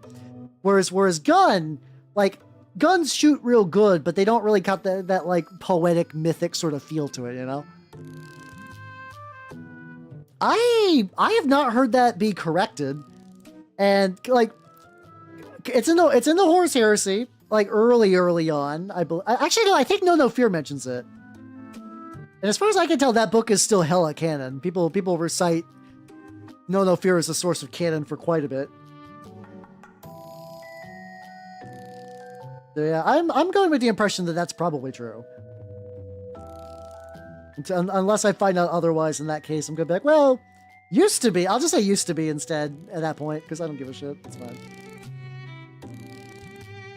Yeah, I think it's cool personally, but I also understand the appeal of, oh, I see a demon, I hit it with like 3 million mass reactor shells until it explodes. Like I can empathize with both sides, but I kind of love the idea that the symbolism of the sword is what really lets it do cool sword shit, you know? Which, I have to imagine, yeah, fucks with your reach, fucks with, like, your ability to basically do anything. Get your little bullets. Your bullets. Get the sword. These guys are coming along pretty good. I don't expect them to get done tonight, especially because I got their basing material that's still like on the printer at the moment. So like I'll have to do that later. I mean, it's really funny, like not uncommon in 40k, but like in the Heresy, Games Workshop is basically like, yeah, we made this like a Heresy thing because we want to differentiate the lines. And Horus Heresy, you can run chain bayonets on your sword, which is really funny, on your bolter. And like nobody uses them in Heresy because like the guys with bolters don't want to be in melee, and the guys who are in melee don't want to use bolters. They want to use like a chainsword. I just kind of love that back and forth. Also, that leaked a little bit in a way I'm not super jazzed about. I don't know if I fix that at all. Yeah, kind of. I mean, no, Gears of War does it better. Gears of War's got like a big fuck you sword that has this kind of like that like raw feel to it where you're like, yeah, that's a fucking chainsaw sword. Hell yeah, brother. Also, Red Admiral Games, thank you for the follow. Welcome to the workshop. How you doing? We're talking about chain bayonets, as one do. No, but the chain bayonets on Heresy things are kind of dinky, if I'm going to be honest. They're because they're meant to be an optional attachment, so they just kind of slide onto the end. They look kind of weird. I'm not a big fan of them. Other Alex, I think that's fine. I think there's I think you could do like world leaders that would look cool with those, But at least for me, I don't put any on my word bearers because I don't think they need it. Either they're going to use a chainsword like Chaos intended, or I'm going to give them axe rakes and make them cool Ashen Circle, which is neat. Or Chud describes chain bats. I can't articulate what you mean by that. I am legitimately flabbergasted. Explain the logic of that, please. Okay, got a little bit. That's fun. This is like early base coding where I can fuck up as much as I want. It's not a big deal. Like, okay, I'm not going to necessarily disagree, but I need you to explain your reasoning. I need you. Is it just Chud vibes, I guess. They are peak Horus Heresy. I'm just kind of neutral on them myself. I do like, okay, saying I do word bearers for Heresy is really generous. My local scene has a very spotty Heresy scene, so I've not gotten any games in. And honestly, I like painting the character units and the elites, but cranking out like 20 bolter just tack marines is exhausting. But I've done like a decent amount of other guys. I still got my guys with the bolters. They've been sitting in the to-do pile for like a billion years. I don't know. I'll take your word. I don't agree with you, but that's fine. But yeah, how you doing? I'm Halbernut the Mimico, miniature painting VTuber of the Nurgle variety. But right now, I am painting some Raptors. I'm just kind of like slapping some paint on these bad boys on just to get some base coats happening. Oh, I agree. Like, I mean, like, I got like the statement that they are very indicative of the Horus Heresy, where it's like, yeah, this is a very Heresy thing.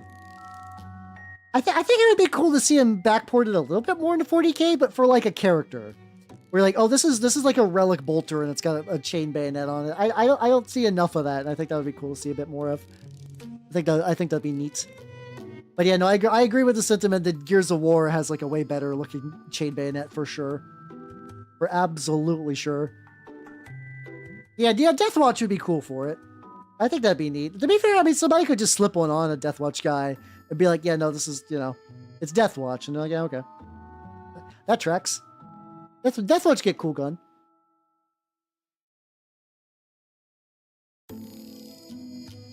So many nubbas. They're getting there, though. They're getting there. And some side guns and some grenades and little stretchy bits. And yeah. It'll happen. It's a demon in front of it. I'd be pretty confident if I shot it would die. I mean, it usually does, to be fair. It usually does. I guess it depends on the book, though. I've continued to read more of the Zardu Layak book, and it is, it's kind of neat. Effectively, the Zardu Layak book is how Zardu Layak got his blade slaves. His little chumpy dudes he comes with. They look cool. I think he's got like a cool model, and he's very generic, like word bearer out of 10, but I do think he's neat. So like, I've been enjoying the book. But it's also really funny. Everybody's like, "Oh shit, the Wicked and the Warped, let's fucking go!" And like, I will be reading that. I did buy it, but I'm just reading. I'm continuing to be Lorgar's strongest soldier and just read my way through all the word bearer stuff.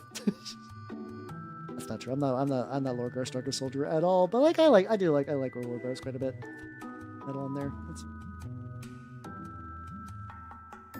Deathwatch is pretty neat. I was also looking a little bit like, so because playing Star Wars Legion's going to be really spotty at my shop for a while, I was like, well, 3rd edition 40k is reasonably popular. What would it take? Like if I needed to convert this to a 3rd edition army, what could I do?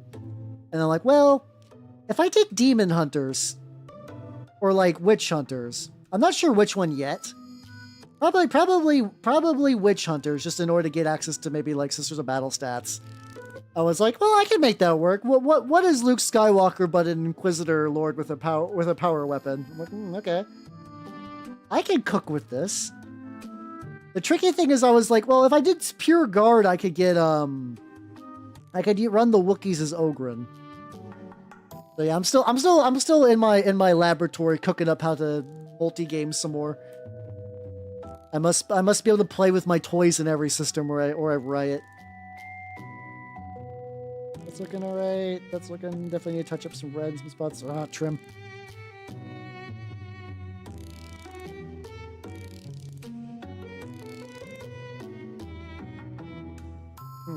But yeah, like my big old stack of like Heresy Marines is always like such a tricky thing for me to want to paint.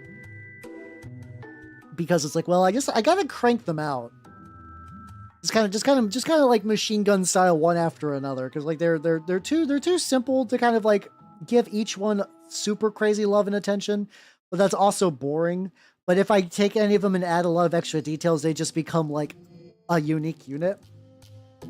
Like part of me was like, well, it'd be kind of neat to actually build those disintegrator vets. And I did find actually some like a cool Red Warden did these like, I don't know how these work. Hold on, let me get the arm and I'll show you the little bits I got off of my mini factory for the big sale. I haven't gotten a crazy amount of stuff, and there's part of me that's like, I could pick up a lot of core if I felt like it. Now would be the time to core max if I really wanted to. But I'm like, oh, I have too many other projects. I don't need that. But like some funky little chest plates on discount for my word bearers would be kind of neat. See, I'll get a picture of these bad boys. They're like, actually, this is probably a better indicator of what they're supposed to look like. There we go. Yeah, there we go. So these are like alternate little face plates, and like I'm curious if they're going to clip properly. Like if I just clipped them directly on top of the chest, I guess. Like I said, I got like a couple of them on my printer right now that I'm like hoping if I do that, they'll fit properly, because that would make things a lot easier on me. I do think core look really comfy. Like I said, I got Western Yarns just like ready to go one day. One day I'll use them for something. Also, how you doing, Cosmic? How you doing? Welcome. We're talking about my mini factory STL sales and core. And there's like the Gloam Hist, like the funky swamp guys. And I was like, oh, that's kind of cool. And I was originally maybe looking to Tolmor. There's like a nice Tolmor bundle, but like another player. I think I mentioned before, I got that like terminal, like if I go to a restaurant and a friend of mine orders a thing that I order, my brain's like, you got to order a different thing. You should order a different thing now. I was like, how you doing, Chief Knight? Yeah, I've been stocking up on basing bits. I got some like generic metal slabs for these guys just to kind of stand on. Because really, I have a lot of other basing bits, but I don't just got like raw slab of metal, which sounds like I should, but I really don't. I really don't have any. So I've been working. I got that. I got what else I get? Like I said, so like originally when I was putting together this list, I was like, well, I could run a Chaos Lord and then like a couple Chosen, right? I was like, oh, that's a thing I could do. I could run some Chosen, but I don't really have any Chaos Chosen. And so like, oh yeah, I could do that thing where I take, oh, I do like his stuff. If you can find that walkway set, that would be great, actually. I might still pick that up. I was like, oh yeah, I see people use like Age of Sigmar Chosen for them and just give them like, just give them like a power pack and some shit. So I tried that. But what I ended up doing is that they didn't have Chosen, so I was like, well, I could probably just use regular Chaos Warriors, and no, not really. So I got like 10 Chaos Warriors I don't need. So I found some cool, like, goofy mutant arms. I'm just gonna make them Forsaken. I'm just gonna make those Chaos Warriors Forsaken, because I don't got any. A lot of my stuff I've been using for OPR regiments came over from me playing Age of Sigmar, where those didn't really exist there anymore. Like, well, okay, I could just cut off their halberds and just give them some goofy arms and stuff like that. I could salvage a bad decision. Sometimes I like that. It's just like going to my stuff and salvaging like a bad, like just be like, oh, I worked on this thing and I messed up. Like I didn't like the end result, or like something went wrong, or like the thing I wanted to use it for actually didn't work. I think some of it just comes with like the Great Uncling one that I did, where I'm like, oh, there's like immediate catharsis of like, oh, this project I fucked up, I fixed it, and it's better than ever. We're so fucking back. And I'm like looking for other things I've abandoned. I'm like, oh. I mean, you're a pretty recent like project abandonment, but okay. How you doing, Furrow? How you doing? Yeah, I've been doing that more. I've been doing that more with some stuff, and it feels pretty good. I'm not gonna lie, it feels good just to like kind of like de-burden yourself. Thank you for the hydrate. I could use that. Oh yeah, speaking about mimic stuff. Oh fuck yeah, let's go.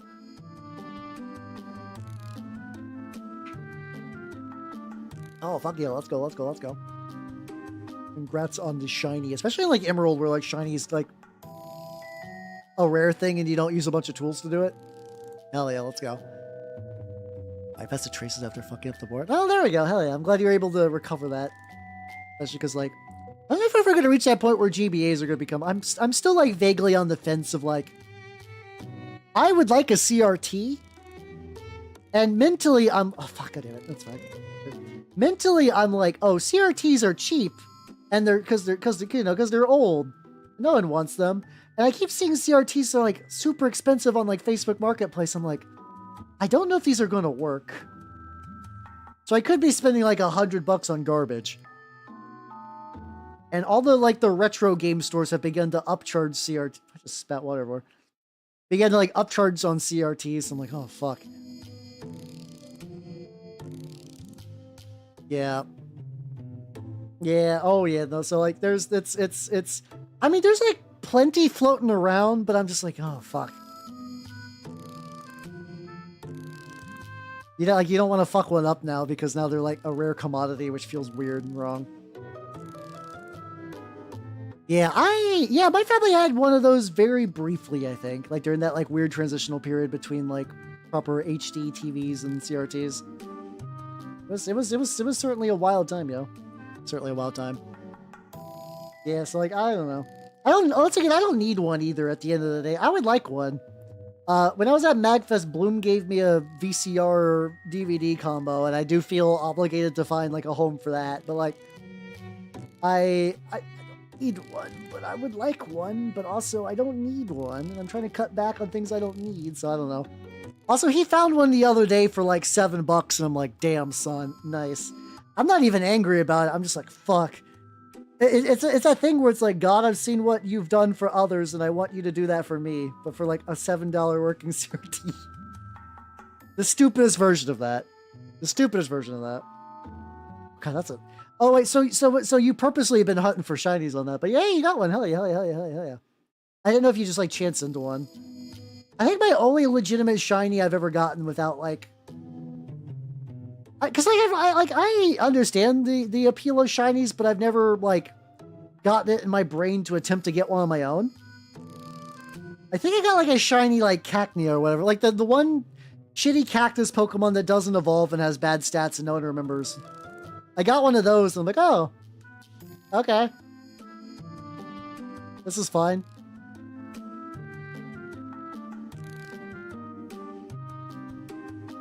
And Chaos Trim. I was just, like, talking to someone at the shop today, and I was like, oh, Chaos Trim isn't that bad. And I'm like, oh, wait, fuck, no, I sent myself to the mines on purpose.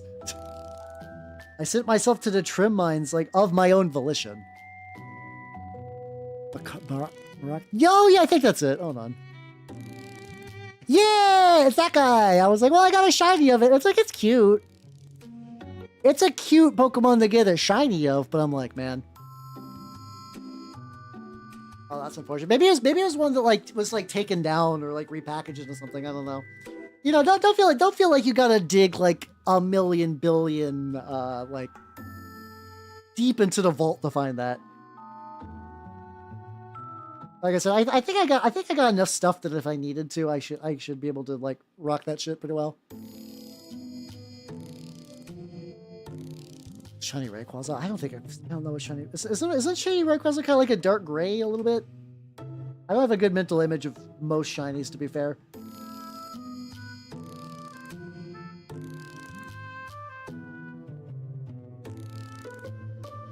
This is another one of those. Like I had to do some welding on some areas, so like getting some of the angles is gonna be a little tricky. You know, it'll look good when it's all done. I'm not super worried.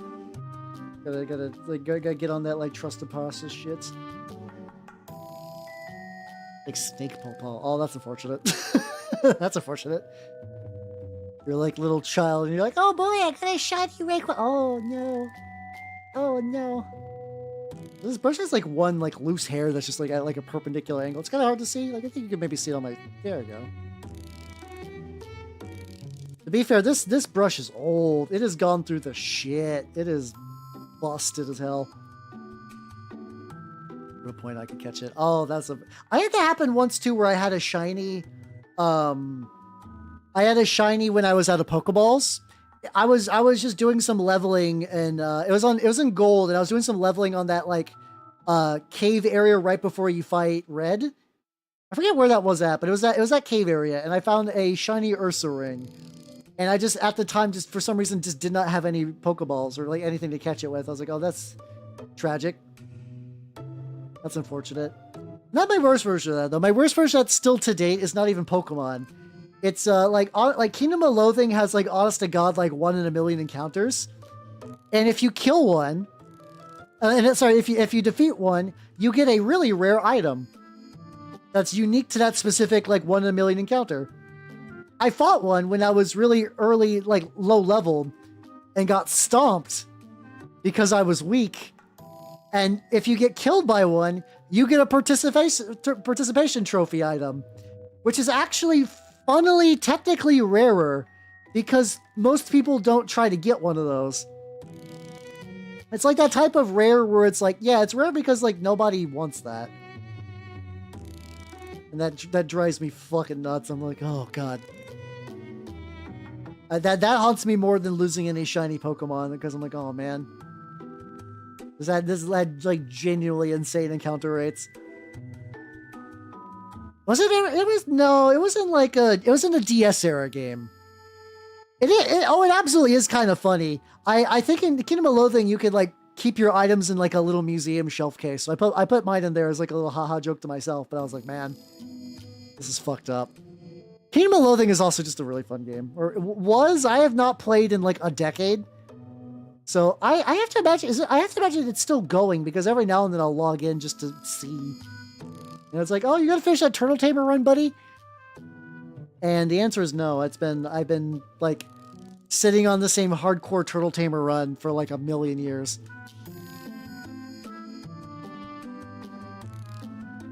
I also remember like really needing to use the wiki for it because it was a game that had a lot of references to things that I did not understand. I was like, oh, I have no chance at this puzzle because there's a joke that I don't get. I still love the pieces though. Some bitchy maze deep old clay.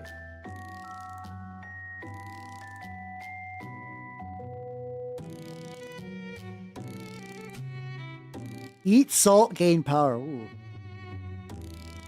Well, these do look pretty. These do look pretty neat. But I'll have to pull that up for later. I do feel powerful when I eat salt. I do eat salt quite a bit. Just like bricks of it, you know. I gotta make up my mummification levels. I have to be shippable, or else I'm never gonna make it across the Atlantic. Yep, he's got a couple more wrist hits. He still links no shares them. Oh, much appreciated. Thank you. Like even if I don't use it for these guys, that feels like a basing bit that I'm probably gonna need. I have all of their like medieval ruin cobblestone bullshits because I use those for, you know, like Mordheim and fantasy and stuff like that. But their sci-fi I got like those like rusted fucked up bits and a couple of other ones, but they're not quite what I'm looking for these guys. I want because this is gonna be a city fight army. I want them to be sitting on like a ruined city, you know. Shocker. I'm sure you're baffled by that choice. But yeah. I was like, oh no, that'd be cool if these guys were actually on like maybe get some like kind of like pulled up little chunks of metal and some dirt and stuff like that. Like, oh, that'd be neat. That'd be cool. Cables. 5% cacnea. I could not tell you, but that sounds right, maybe? I mean, it's one of those, it's like, well, that's cool. It's rare for sure, but it's like, I enjoy Pokemon, but like, I also like having like a good team. Like, I think if it was like early on, like if I was if Pokemon was real and then somebody's like, yo, your first Pokemon's Cacnea, or, not Cacnea, the Caracas, whatever. I forgot that name immediately, but Cersei. Maractus. If it was a Maractus, I would be super jazzed because I'm like, oh shit, my friend, we're gonna be friends forever and not give a shit. But like, you know, in the game, I'm like, well, you're cute, but like, I can't use you in any team ever. So this is unfortunate. I just got shoved into a box. I'm like, well, okay. I didn't really have anyone who like was a shiny hunter and be like, would you want this? A friend, like for a while when I had more active like Pokemon friends, I've dipped down the franchise pretty hard.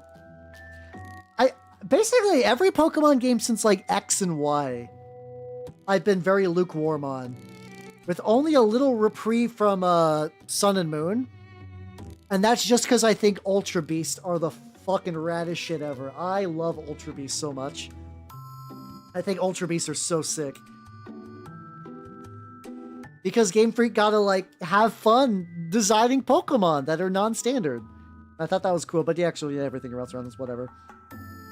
But yeah, no, I just kept having less and less fun with Pokemon games, and then I got to Sword and Shield, and I'm like, I no longer care. I've not enjoyed. Also, the funny thing is, like, I'm not even like competitive, really. Like, I'm not doing Smogon stuff, but like, it's how you doing, Ligament? How you doing? How you doing? So like, they're from like it's been a while, so I'm probably gonna get the exact details fucked up. They're from another dimension that's kind of like a harsher existence than ours. So, Ultra Beasts were kind of like like imagine like Pokemon that evolved on a world where everything wants to like kill fuck you. So like a lot of Pokemon that are just like normal there are like borderline legendary tier in the real universe just because they're fucking crazy. Yeah, they like effectively people like broke a hole, like a wormhole into the dimension Ultra Beasts come from. And like they're not even, yeah, they're not compatible with our regular Pokeballs. You gotta get special Pokeballs for them. I liked all of them because people, they just gotta go nuts. Sufficient go. Hey, let's go. Yeah, gotta get your reps in. But hell yeah, congrats on the goblins, yo. Yeah, I like Buzzwole. I like a lot. I also really like I think Xurkitree is really neat too. I need to really look through all of them, but both I enjoy every design of theirs because it's like I have not played. Did that Game Freak game come out, Beast of Reincarnation?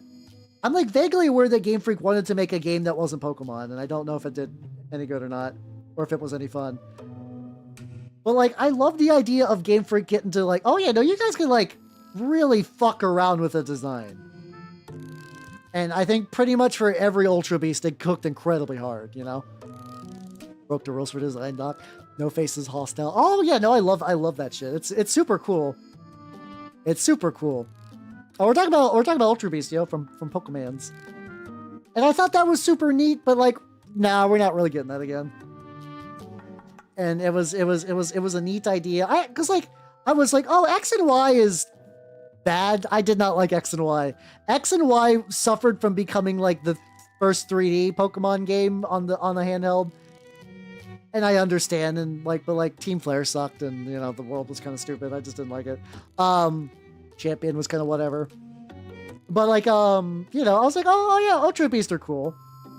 It's neat. They're bringing it back around, and I'm like, oh no, this like, it sounds dumb being like, oh, this franchise isn't for me because like, no, it's a kids franchise. Like, I understand, and I get it, but I kind of realized I'm like, oh yeah, no, I'm never gonna have fun with these again.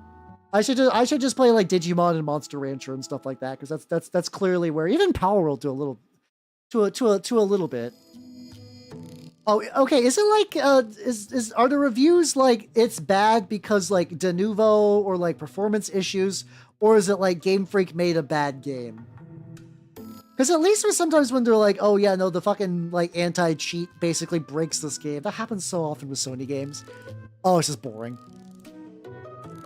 Oh, they didn't even make. Wait, so they're like the publisher? That's super weird. I guess if you're like Game Freak is making Beast of Reincarnation and not like X Studio is doing that, it does get you a lot more clicks, to be fair. Oh yeah, a lot of cryptids could be Ultra Beast for sure. I would have loved. I also never played Ultra Sun or Ultra Moon, and I think they flesh out the Ultra Dimension a bit more. There's like a couple more Ultra Beasts, and I think you actually get to like see a city in there. And I own one of those.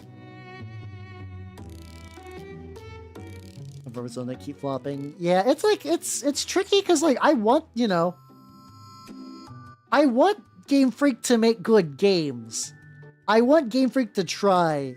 And like every now and then, like I see little glimmers of like cool shit. So like, okay, this is probably a spoiler for like Scarlet and Violet.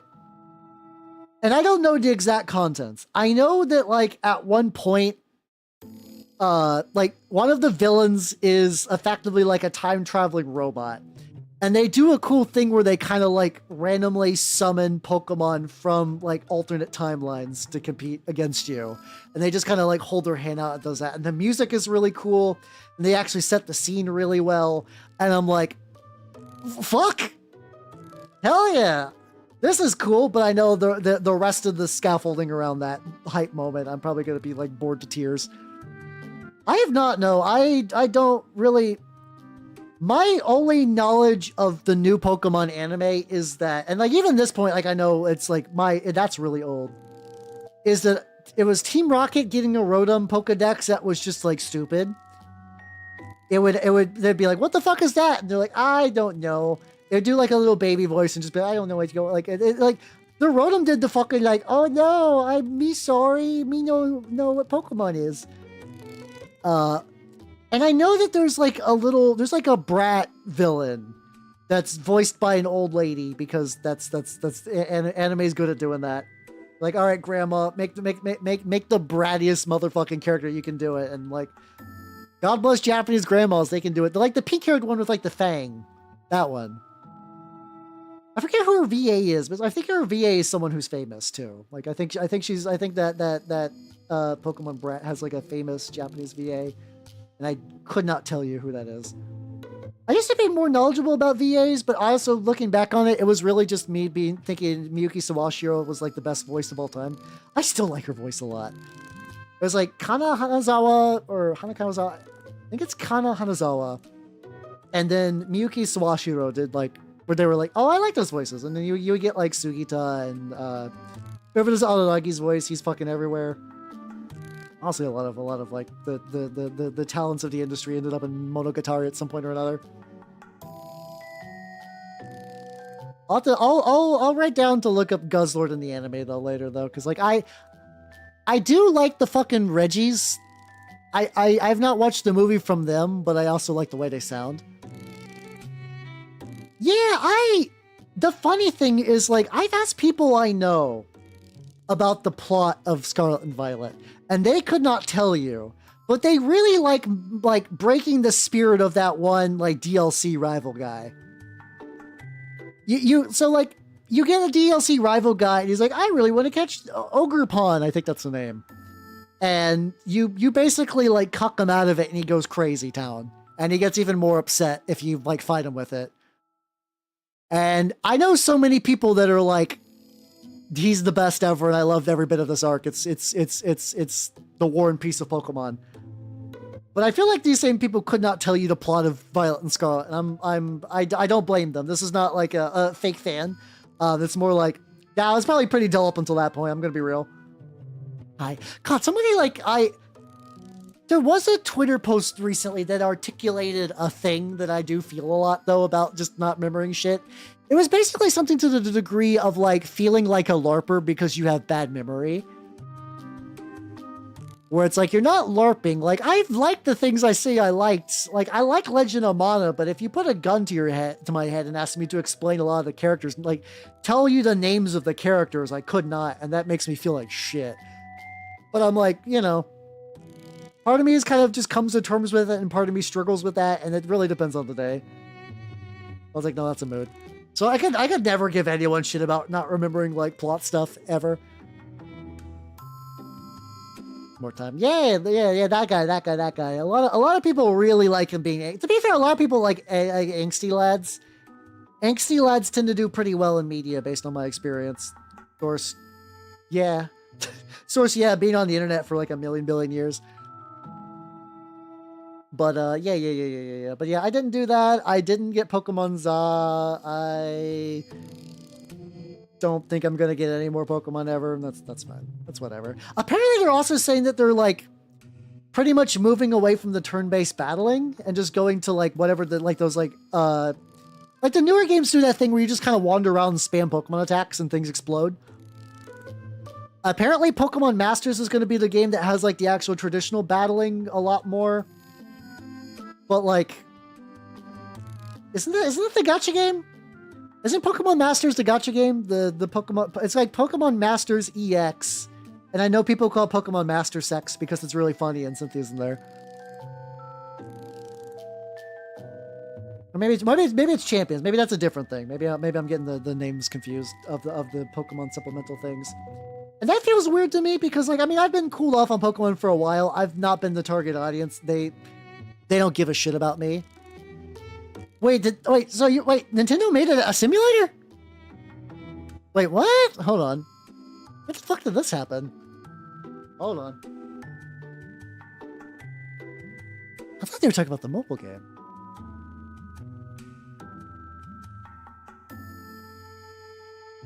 It's a Switch game?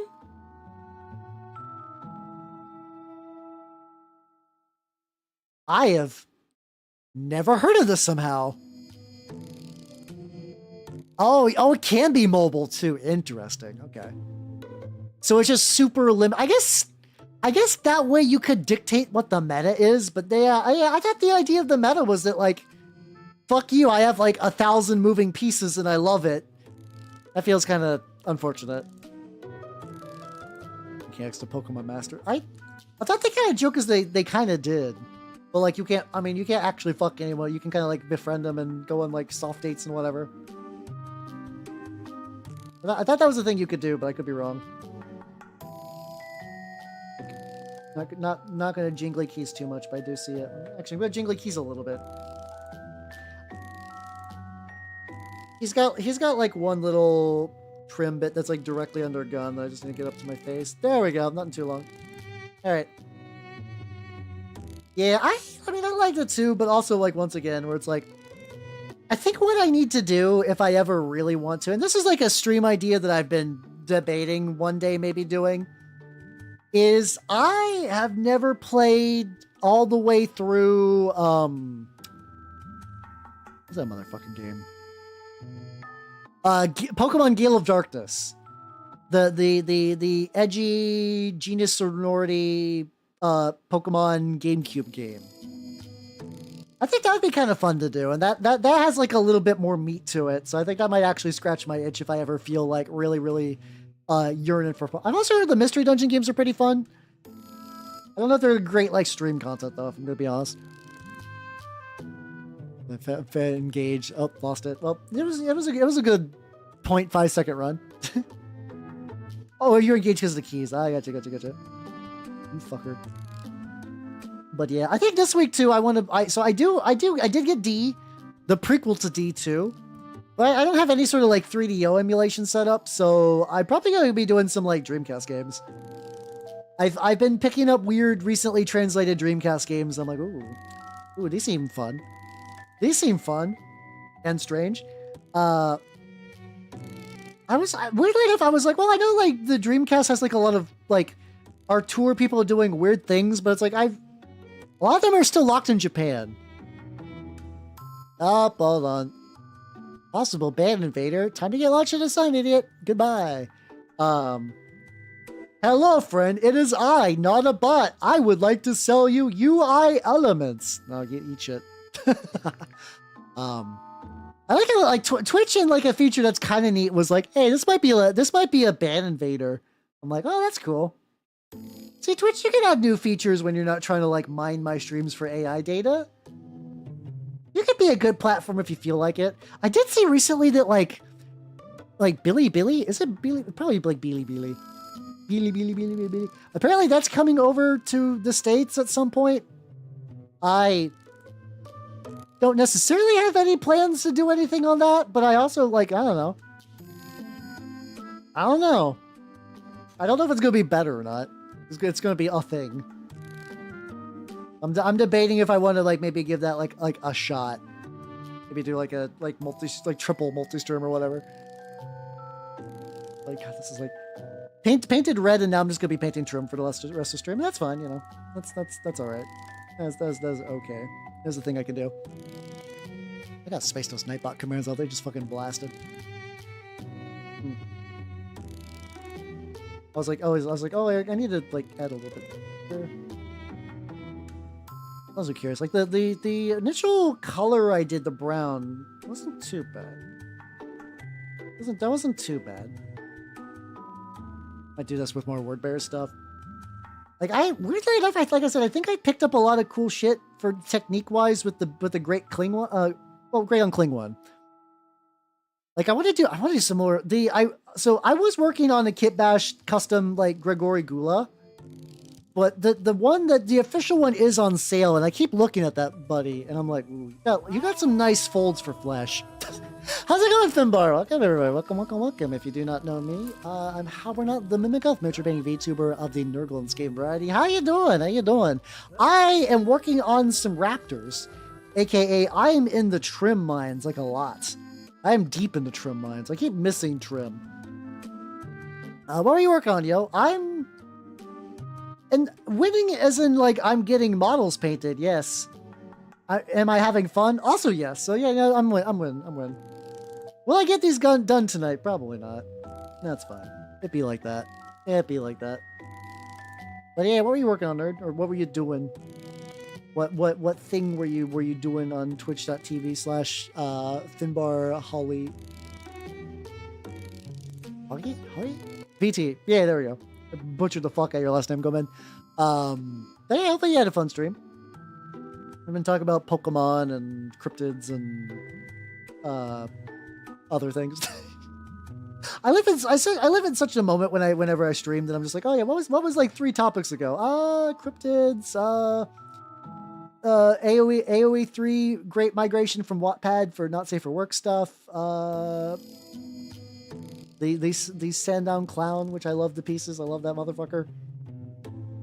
I love an uncomfortable cryptid. I love that he's a cryptid that's like not dangerous, but you're like, oh, I don't want to be around him.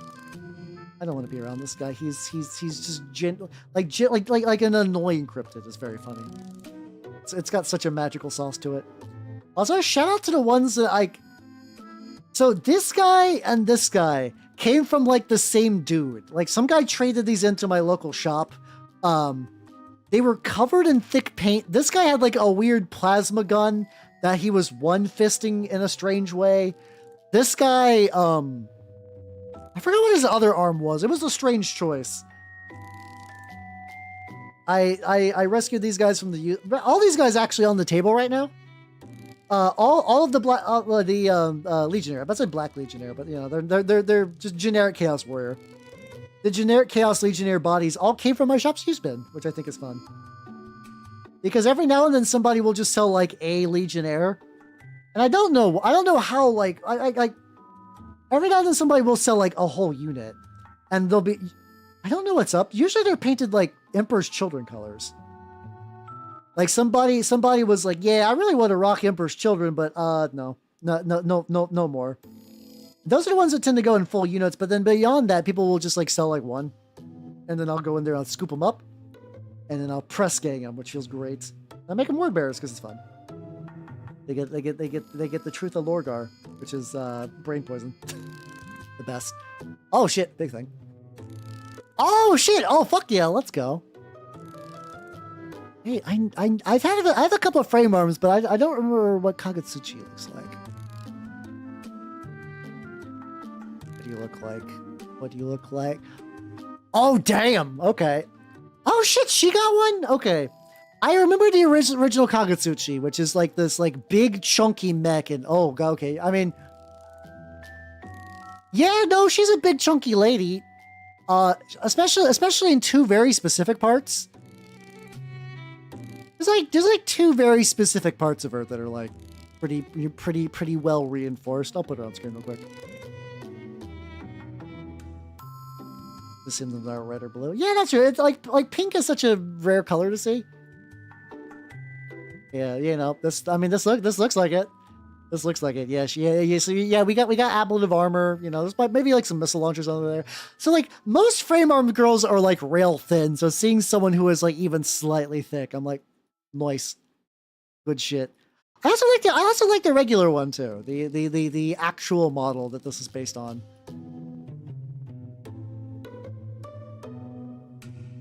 I mean, let me show you the OG. Oh, wait, is Ko the one that actually has the? Oh no, there's Otsu. That'd be right. Yeah, I actually. No, I think I've seen this kit before, and I don't think I ever ended up buying one. So she's an absolute unit. I do like her base form. So basically, every frame arms girl is like, what if you made a typical Kotobukiya like model kit? Heavy. Well, no, I can't say heavy of breast because most of them are pretty medium to light on breast, if anything. But yeah, I'm glad you had fun. God, I still got my Bullet Knight's Lancer just kicking around. There we go. I can put her next to the Sandown Clown, which is like once again my wall of niche interests are just very specific and strange. Someday I'll be put into a museum just as like a curiosity thing. Like this guy's got like really incongruous tastes, and I'm like, I love that about myself. Oh shit, looks like we got an ad break though. Inacopia. I have not, I'll Google that a little bit during the ad break, so I'll see you guys in a bit. Wow.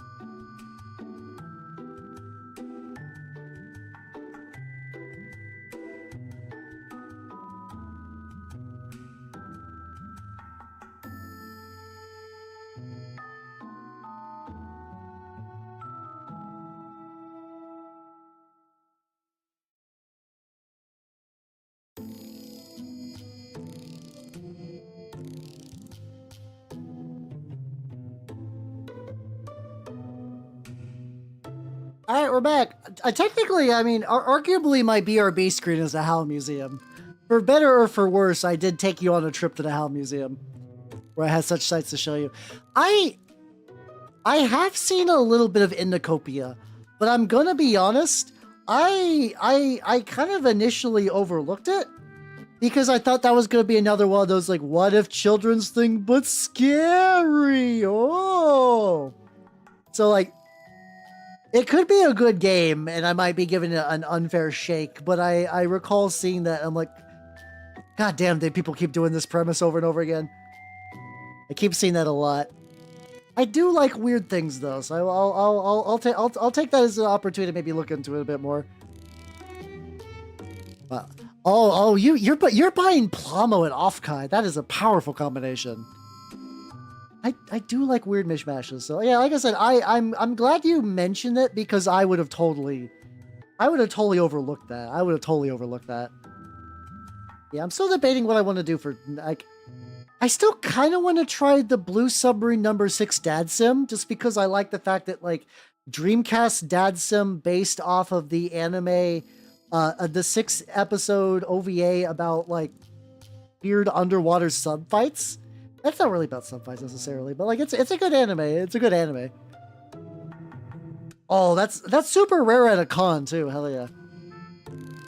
To get at MSRP. Well, fuck yeah, let's go. I'm glad you got the good. Fuck. Glad you got the goods. Hell yeah, hell yeah, hell yeah, hell yeah, hell yeah. So yeah, I might, you know, I could do that. I could maybe play that someday. You never know. That's more like a brush. It's like slightly thicker than this. Only slightly though, because like otherwise all the like I want to get some areas a lot better, but the trim. For whimsy I mean that's a good way to do it. I feel like every time I've gone to a con, the whimsy purchases have always been like the fun ones. Like I don't like. It's also because like I hate going to a lot of conventions because like I'm priced out of retro video games, and like also that's where they get gouged even harder. Where it's like, wow, here's a game you might be interested in, $700. Fuck you, not quite that much, but you know, it feels like a lot. But occasionally I'll find something, like I found like a Howl's Moving Castle art book, and I was like, oh, this is nice. Howl's Moving Castle is my favorite Ghibli movie.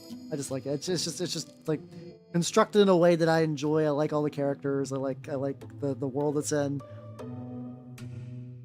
What's going to be really dangerous, though, speaking about whimsy purchases, is if I'm understand right about Under the Dice Fest, it's going to be like a bunch of like really cool indie like board games and TTRPGs, and then a fuckload of just like people selling like old Mordheim like medals for like ungodly cheap prices. I was even Kaizaki-kun. How you doing? How you doing? Anime girl figure though. How you doing, Astro? How you doing? I haven't found a figure at a convention that speaks to me enough to like try to bring it back. I conceptually I like the idea of Bishoujo figures. I never quite got into one yet. Like I mean like I can like take it like frame arms girls and stuff. I'm like, oh, these are like cheap enough I don't feel guilty about them, and I can do like a good pop-up parade. I have like a pop-up parade Marisa from Toho, and okay. I got a money Nendo, but like that's not really quite one.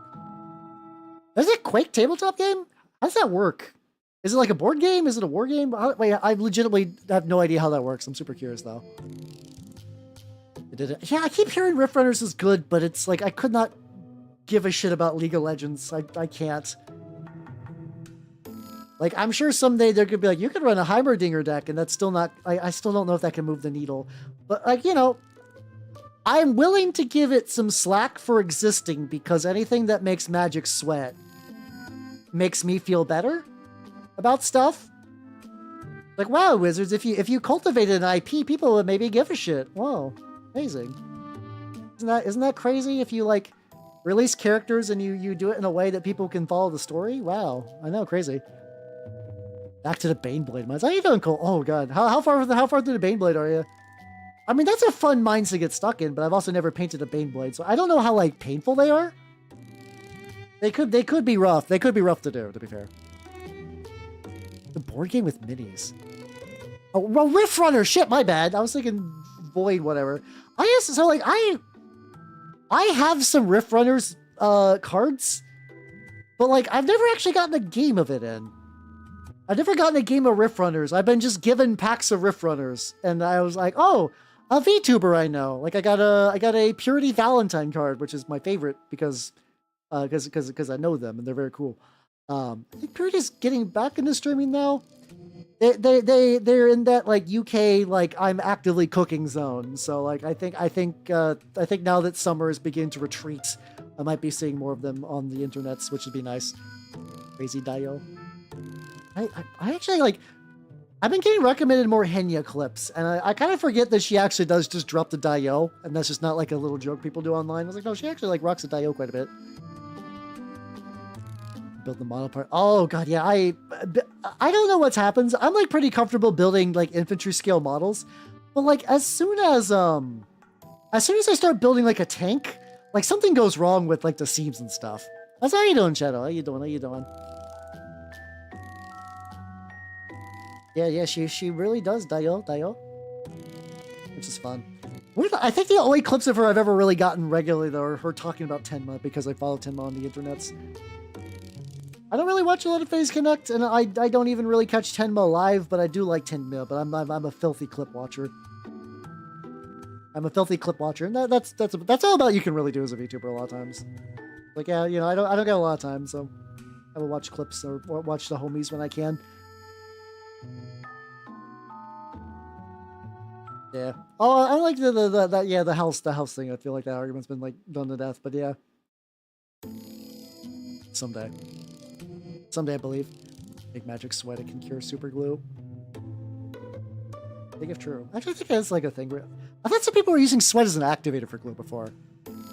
Yeah, I don't know when she streams actually. I don't know when a lot of like people. I follow a lot of people on like Twitter and stuff like very casually where like I've been seeing you for a while, but I don't think I've actually gotten like a stream live. But also sometimes it's like, oh yeah, this person streams in like the UK afternoon or sorry, American afternoon because it's like more like UK evening. I'm like I will never catch you live. I wish I could, but alas, that's just kind of nature. I have been watching more streams though lately, which has been fun. I have been watching more streams, and occasionally I will see you nerds in there because you'll say hello. And I'm like, hey, I see nerds. I see nerds cheating on me with other VTubers. No, you're fine. I like VTubers a lot, so yeah, I think it's expected that Hellbuds would also enjoy VTubers. I think that's not only fair. I think that is healthy and good.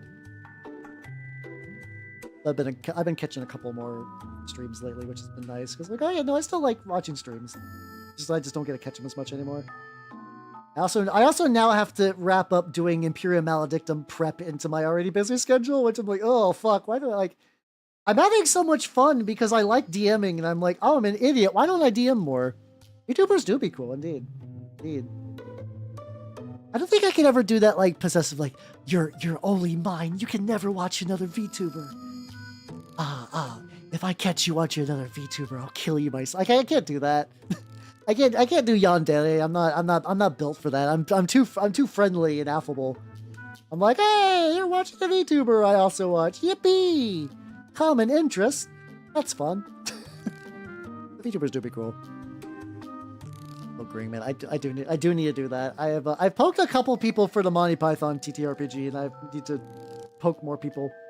It's not even like a brainworms thing. It's like I'm just genuinely forgetting to do that on the regs. I just need to like set myself a reminder. Fuck! I have not been using my fancy little bullet journal that I got recently. That's the whole fucking point of that. Not watching Parallel and Perpendicular, Hal. No, you don't have to stop watching them. You do need to send me their links so I can fight them to the death. That I will fight them. I won't fight you. I think that's only fair. To see Matthew in random chat. I would, you know, I expect that. I would be generally surprised otherwise. Matthew has been longtime orc enjoyer. That's a priority streamer for me. Oh, thank you. I do appreciate it. I do appreciate my regulars. I'm like, yeah, let's go. They like to watch me paint goofy little dudes on the internet. God, these guys got so much trim. Fuck 'em. Also, this guy, apparently, I only realized just before stream, you're like, oh, his leg feels thin. It's because a gun is supposed to go here. And whoever painted the model, like, scratched him the fucked up and just didn't put, like, a pistol there. Luckily, I'm pretty sure I have a pistol I could put somewhere there. But I also would need to, like, maybe go find it. And if not, I have to print one on, like, a reverse leg, you know? Eventually meet perpendicular. How that would be cool though. That'd be cool. Like I said, like a lot of things I say about myself about like you know, like, oh, I'm like the #1 Trench Crusade VTuber, maybe it's like a joke, but like that could be true, but I also could just be like missing Parallel Hal, who also does Trench Crusade. I know there was a while though that like you could type in VTuber Trench Crusade into Google and find some stuff. Yeah, that's true, exactly. I'm like, I'm not super worried about it. I can put whatever there. Like, I could put some skulls. I could put, like, a shawl there. Pistol case would make sense. You'll get jazzed up eventually. So I'm not super worried. Yeah, like you said, Chaos is very flexible, which is really handy. Where it's like, oh, yeah, there's, like, a little bit of structural detail. Use some sprue goo. Use some trophies. You can kind of just do whatever. It's pretty nice. Okay, it's getting there. It's getting there. It's getting there. I feel like I was gonna put a thing up, and I totally blanked on that. I feel like I had a thing that I was gonna show, and I was totally blanked. A drink, though, at the very least.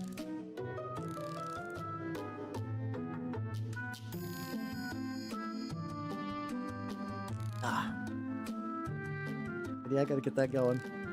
I gotta get Maledictum. Not Maledictum. I gotta get Monty Python going. I've enjoyed Maledictum though. I've enjoyed Maledictum quite a bit. It's weird because like it's been like a million billion years since I played Dark Heresy, so I don't remember a lot of the intricacies of it. And like a lot of the consensus is that like Dark Heresy skills are more cumbersome than you remember. Oh, thank you for the How Date Finbar. Let me do this real quick, and I will absolutely do that. There we go.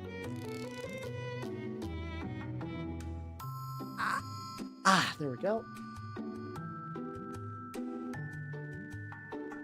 Like, I think when a lot of people play Dark Heresy, they just kind of, like, make the skill succeed on a success, and they don't look at all, like, the bullshit, like, little extra bits.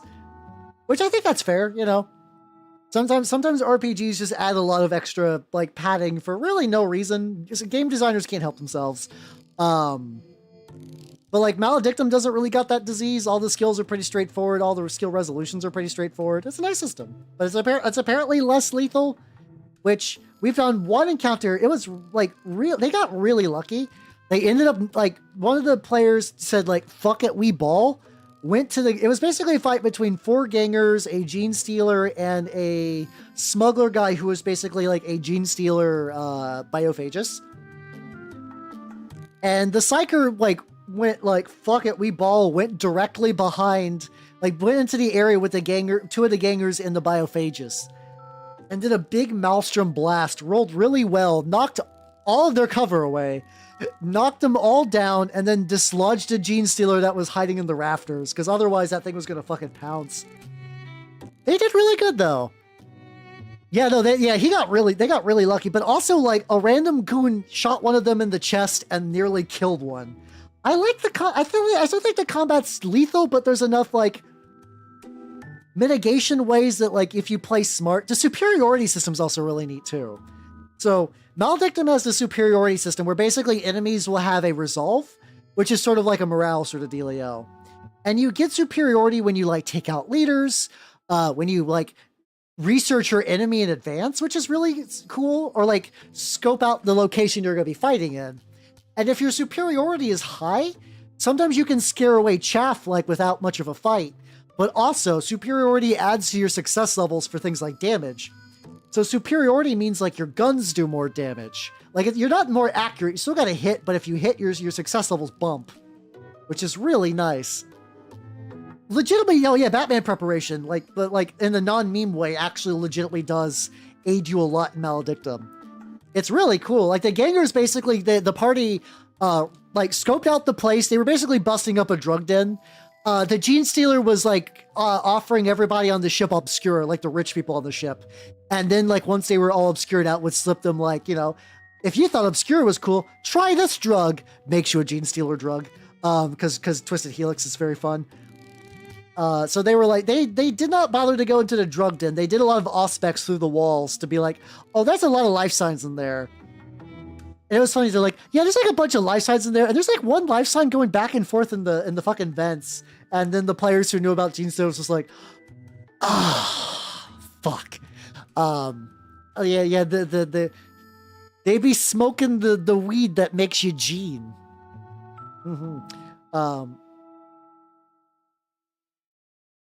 They call me Willy Wonka because my Gene Wilder.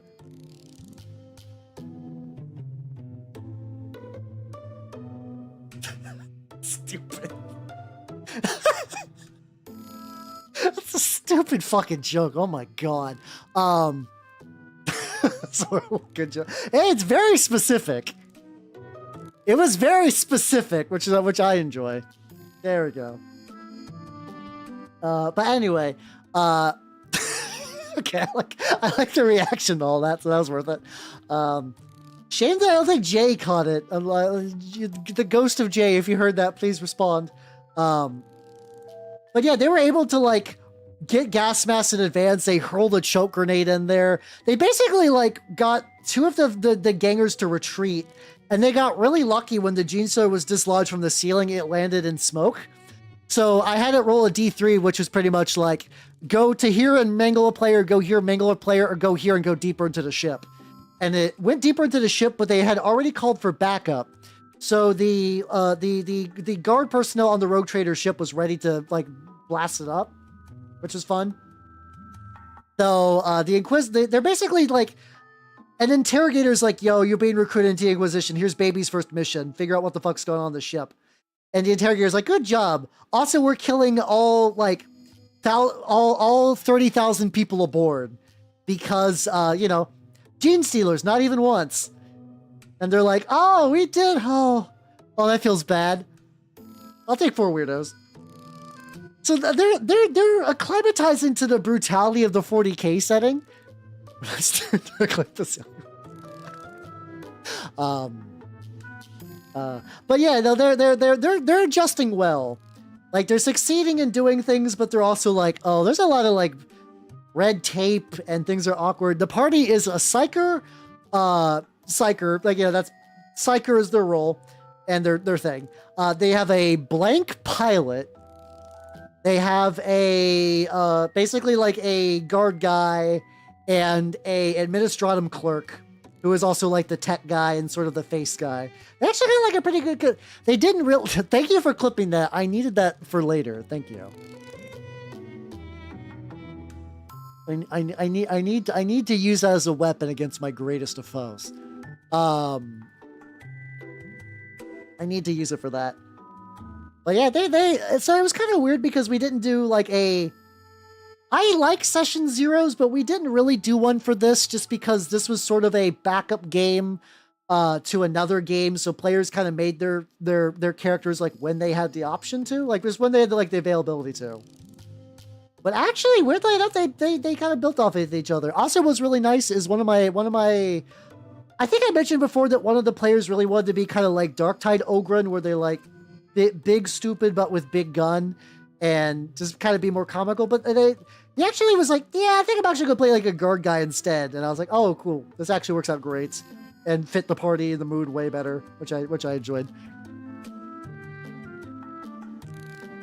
Yeah, it's actually been kind of fun watching them interact because I'm like, okay, blank, everybody hates you, and the player chose blank. They know the consequences to being a blank. And I just love describing that like everybody doesn't like you, but that psyker especially does not like you. Because like it actually, so it also uses an advantage and disadvantage system, kind of like D&D sort of, where it's like, okay, let's imagine you have a stat of 69. Nice, right? And you have to roll under your stat and maledictum. It's a lot like most of the Warhammer RPGs. And let's say you have advantage on a roll and you roll a 72. Oh no, you overrolled. Advantage lets you flip-flop the dice, which is fun. So, oh, you succeeded because you got advantage because like a good scenario thing happened or like one of your talents came into play. Yippee! There's also disadvantage for the opposite, where it's like, oh no, it's like really dark, or like you weren't prepared well, or something bad happened, like the floor's rickety or whatever. You got disadvantage on this attack. And they rolled a 27. Yippee! That succeeds. Oh no, but the disadvantage flops it. So that's kind of nice. And you can use like fate points to mitigate that, or you could use fate points to give yourself an advantage to make it more likely to succeed. There's a lot of tools to... So what I like, for me, somebody who... Matthew Beard joke was 7 out of 10, great story. Hey, I'll take it. I'll take it. Good. I need a Jingly Keys this guy. Yeah, I need a Jingly Keys this guy a little bit. Just to get... There's like really deep recesses onto his shoulder pad that I need to absolutely make sure I get. So like pull it up real close to his face. Like all up in that bitch. All up in... Wild. All right, keys are gone. Which the knights at the round table like pottery, ceramic. Hey, that's fun. That's all right. I like that one. Neat. I think I'm just in a chipper mood though, so I think I'm more willing to give puns a shot. Oh, also have yourself a good night though, and take it easy. Have a good rest. But yeah, it feels good to DM, and like they're gonna go to. I basically, the plot of the campaign I'm running for them is there was a planet on the dark side of the Imperium that got fucked up real bad by an Orkwa, like real bad, and the surrounding subsector was sent in to kind of like rebuild it. So like people have been like being shipped there along with tons of supplies, and you know when that kind of thing happens, corruption kind of pops up. So that's gonna that part's gonna be fun. So, I need to like scrape some paint off of this thing. It's I cleaned my brushes recently, but oh god, oh no, a lot came out. Oh, this brush might be cooked now. I think it got too gunked up. Yep, tragic. Oh yeah, no, this brush is just too fucked up. I need to throw it away. Yeah, what other tiny brushes do I got? I need to go like buy a tiny brush now. I don't wanna buy brushes. I like having my brushes. That's a tiny brush, but that's like a good quality one. What other ones do I have? So I'm doing some like brush evaluation. I think one of these two brushes is about to be sacrificed to become a what's it called? To become a metal brush. I think it's this one though. So what I'm gonna do is also like the way I like to mark my brushes sometimes, like all the ones that I have that are being used for metal. Hold on. Let's see, it needs stuff from the other starter box. Wait, which starter box? Oh, for what thing? Hold on. I need to get some silver on the back of this. Real quick, go man. Get some dark aluminium, put it on the back so I know that this one. Yeah, I mean, I think I mentioned that like my brushes are getting old. I might just spring for some new ones. I'm gonna let that dry for a little bit. Oh yeah. Yeah, so unfortunately, so the Hoth dudes are not a starter box. They're like an army box. It's not like getting a combat patrol. It's more like getting one of those kind of like Christmas boxes where they're like good deals, but they don't got like starter stuff in it. Unfortunately, I think what you're going to need is the Empire box. Which, to be fair, I think the Empire box will have stuff that like would be good for you anyway. Like a Vader, actually I don't know the Hoth box with the Vader, but like you'll get like regular stormtroopers and some other troopers and whatnot. So like that's, I had the same issue where like I wanted to originally get the Mandalorian box, but they also like don't have any of those like rules and cards and stuff in them. Okay, special edition Vader. I'm trying to figure out what you could do with a dupe Vader. Yeah, I'm not really sure what you do with a dupe Vader or not, but at least you got a cool Vader though. But yeah. You might want to pick that up. I mean, you technically... Because so what you're going to need from that box, you're going to need like some of the cards for like missions and stuff. You're going to need a set of measurement tools. You're going to need the, like, I think your box will come with markers, so that's probably not a big deal. It probably comes with dice as well. Some of that so there's like a little, there is a box you can get for Legion. That's like a toolbox. It has like stuff like that. Don't buy that, because by itself that is like $50, and like honestly, yeah. I would say if you're in no rush, I would paint your way through those just to test your conviction. And if you're feeling spicy, you could either maybe pick up just like the box from that. I also think if you reach out to Squids, I think Squids has a line of contact with Asmodee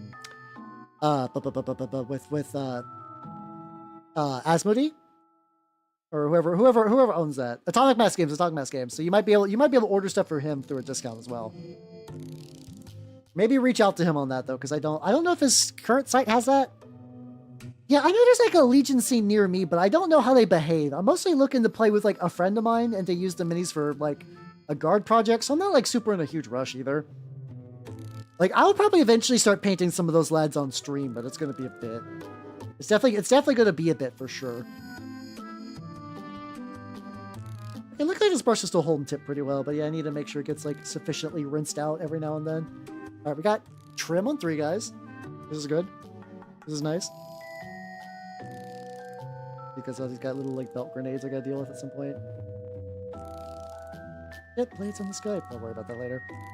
Yeah, tonight's goal is to get as much base coated as I can. I might take a break from the guard, but if I need to work on these guys early next week, or maybe on Sunday next week while I kind of mix and match, I do kind of want to paint some Wookiees. I might grab the Wookiees during the water break, because the Wookiees are like honest to God like this tall. The Wookiees are fucking huge. Because like Star Wars Legion's already like technically like 40k's gotten scale creep, so they're not as big as like they used to be compared to like a 40k mini, but the Wookiees still are. The Wookiees are still absolute fucking units. They're so great. Like they tower over Primaris Marines, which is fantastic. Which is a shame because apparently they're bad. Well, I think it's more like in Rebels, you have better options for a lot of things, you know? Oh yeah, I could do no, Lumpy's his kid. I forget what Chewbacca's dad's name is. I generally forget what his dad's name is. No, it is Lumpy. I think, no, wait, okay. No. Lumpy is the kid. Maybe it's like Itchy or something like that. God, the fucking thing. Oh god, yeah. So like, I was actually legitimately shocked. I was like, oh, where are the bigger bases for the Wookiees? I was like, oh, they definitely have like a medium infantry base size. And no, not really. They use like the same as everyone else, but they are like barely fitting on that motherfucker. I'll probably need to add some like overhanging like rocks and stuff, so they just got a little bit more wiggle room. Yeah, that's the thing I keep seeing. I was like, what the f? Because like I had Tabletop Admiral, so I could just like look at stuff as I build it, because I want to just like build a list up. I don't necessarily want to get any more Legion units until I like get everything I got at least like assembled, so I could like play a game. And maybe if I play a game with my bud, I'll get like way more jazz to finish a lot of them. So like I usually don't like to play with unpainted armies, but I'm like, well, you know, encouragement also gets me to do shit, so be it. What's it called? Alright, it's fine, I'll fix that later. And I saw the Wookiee Chieftain though in the instructions, and I was like, oh, where the fuck does that come from? It's like, oh no, it's Republic. So the way Legion does instructions, they're all online. Hold on. I actually got a link for that, weirdly enough. Because like I said, I'm like slowly, I was listening to Fujoshi Friday and building minis, and that was a before session, and that was fun. There we go. You have to go here. You have to go here, and you have to type in the mini that you're looking to build. And that'll give you a set of instructions. I kind of understand because, like, you know, I mean, I guess if you want to, like, save paper or whatever. But yeah, it is feel... You know what's really funny, though? So, for a moment, this is totally my bad. I misplaced a sprue. Like, I was opening the box and one of my Wookiee sprues fell out. The one that had, like, the special unit stuff for Wookiees. And I was like, I guess I just forgot a sprue.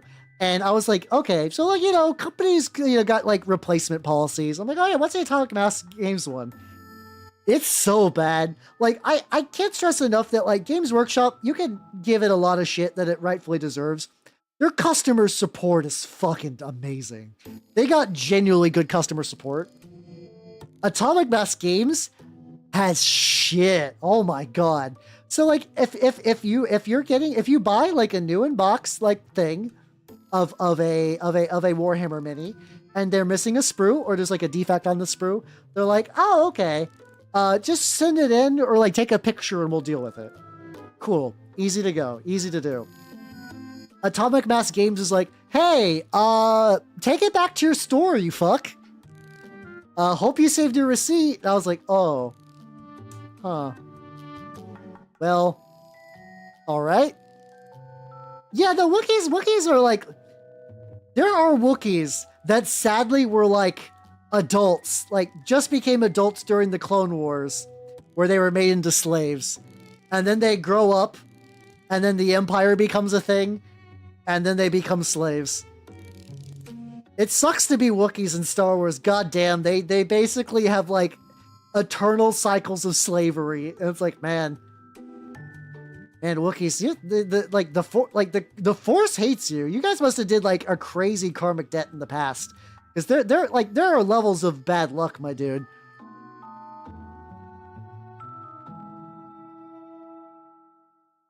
And the Trandoshans who will at least kill them, I believe. Do Trandoshans do slavery? A lot of species in I thought it's South Park for some reason. In Star Wars do slavery. Because that's what they do, I guess. Which is like oh god, that's another thing I saw during my forced break. I don't know how accurate this is, because all this news that people are getting upset about comes from a place called like Tabletop, like it's just like some like random like tabletop blog thing. But apparently they got an interview about the new Dark Sun. And Wizard of the Coast is like, "Yeah, we're taking slavery out of Dark Sun." And everyone's like, "What the fuck are you doing? Buddy, what are you doing? It's Dark Sun. It's Dark Sun, the setting where like everybody's a slave, more or less. It's bad." And like, no, you don't need slavery to be dark. In this city-state, you get brutally conscripted against your will. I'm like, I don't think that's right either. Also, how you doing, 900 Teresa? How you doing, everybody? Welcome, welcome, welcome. And how you doing, Gifted Abstractions? If you do not know me, I'm Halbernot the Mimic Elf, miniature painting VTuber of the Nurgle's Game variety. What are you working on? I'm painting Trim. And we're talking about Trandoshans from Star Wars, because we're basically, I'm starting to paint minis for Star Wars Legion, and Wookiees have it super rough. Also talking about Dark Sun, which I'm like, I still need to wait. Oh yeah, I do a bunch of minis. I'm doing some weird, these are very rough stuff. I like very rough, just like getting some base coats on there. So I've got like a couple little fucked up little bits, and that's fine. It's very early on the process. Yeah, it's a weird choice. I don't know. It's all process for drawing the head. Hey, let's go. What do? I paint rats. Hopefully you got the progress you crave. Hell yeah. But yeah, like somebody like they're like, that's where I'm like iffy about this, because there's only one source for this info that I'm aware of. That Wizard of the Coast is like, "No, we don't want slavery in Dark Sun," which like feels weird. I don't know. I don't understand the impulse to remove slavery from fantasy games. Like I think I should clarify. I think slavery is bad. But I also think that like slavers are like Nazis, where like if they're in the game, you can kill them. they're like fun antagonists for everyone, you know. You learned a lot. Well, yeah. Congratulations. I cannot draw at all, so like being able to like it must be really satisfying to get like that like process smoothed out, or at least better at the very least. So Dark Sun is like, if you've ever seen the works of Brahm, it's pretty much like Brahm the setting. In Dark Sun was like, I'm gonna get some of the details a bit off because it's been a while, so just like if I don't get this perfect, here's like the cliff notes. Dark Sun was a more typical fantasy setting that is kind of isolated from the rest of the world. Like gods don't really do much directly on Dark Sun. Furthermore, so like divine magic isn't really a thing. Furthermore, Wizards of Dark Sun learned that you could actually suck life from the world to power up your spells. So like you could do imagine you do a fireball. And a normal wizard would be like, okay, I do an okay fireball. In Dark Sun, for years, wizards would actually like, basically like blight the land around them to do bigger fucked up fireballs. And they did this for so long that Dark Sun is pretty much a desert. There's not really countries, there's like city-states ruled by sorcerer kings, who are people who have magicked themselves so hard they've become dragon, like near immortal dragon gods. So life is hard. Basically, the sorcerer kings rule these city-states and they own you. Life in the waste is hard. Like, it's like one of those settings where like legitimately getting steady access to food and water is kind of a big deal because you will die in the desert otherwise. Gladiatorial slave pits are a thing. It's supposed to be, like I said, it's like a kind of like Conan-esque dark fantasy sort of deal. I'm like,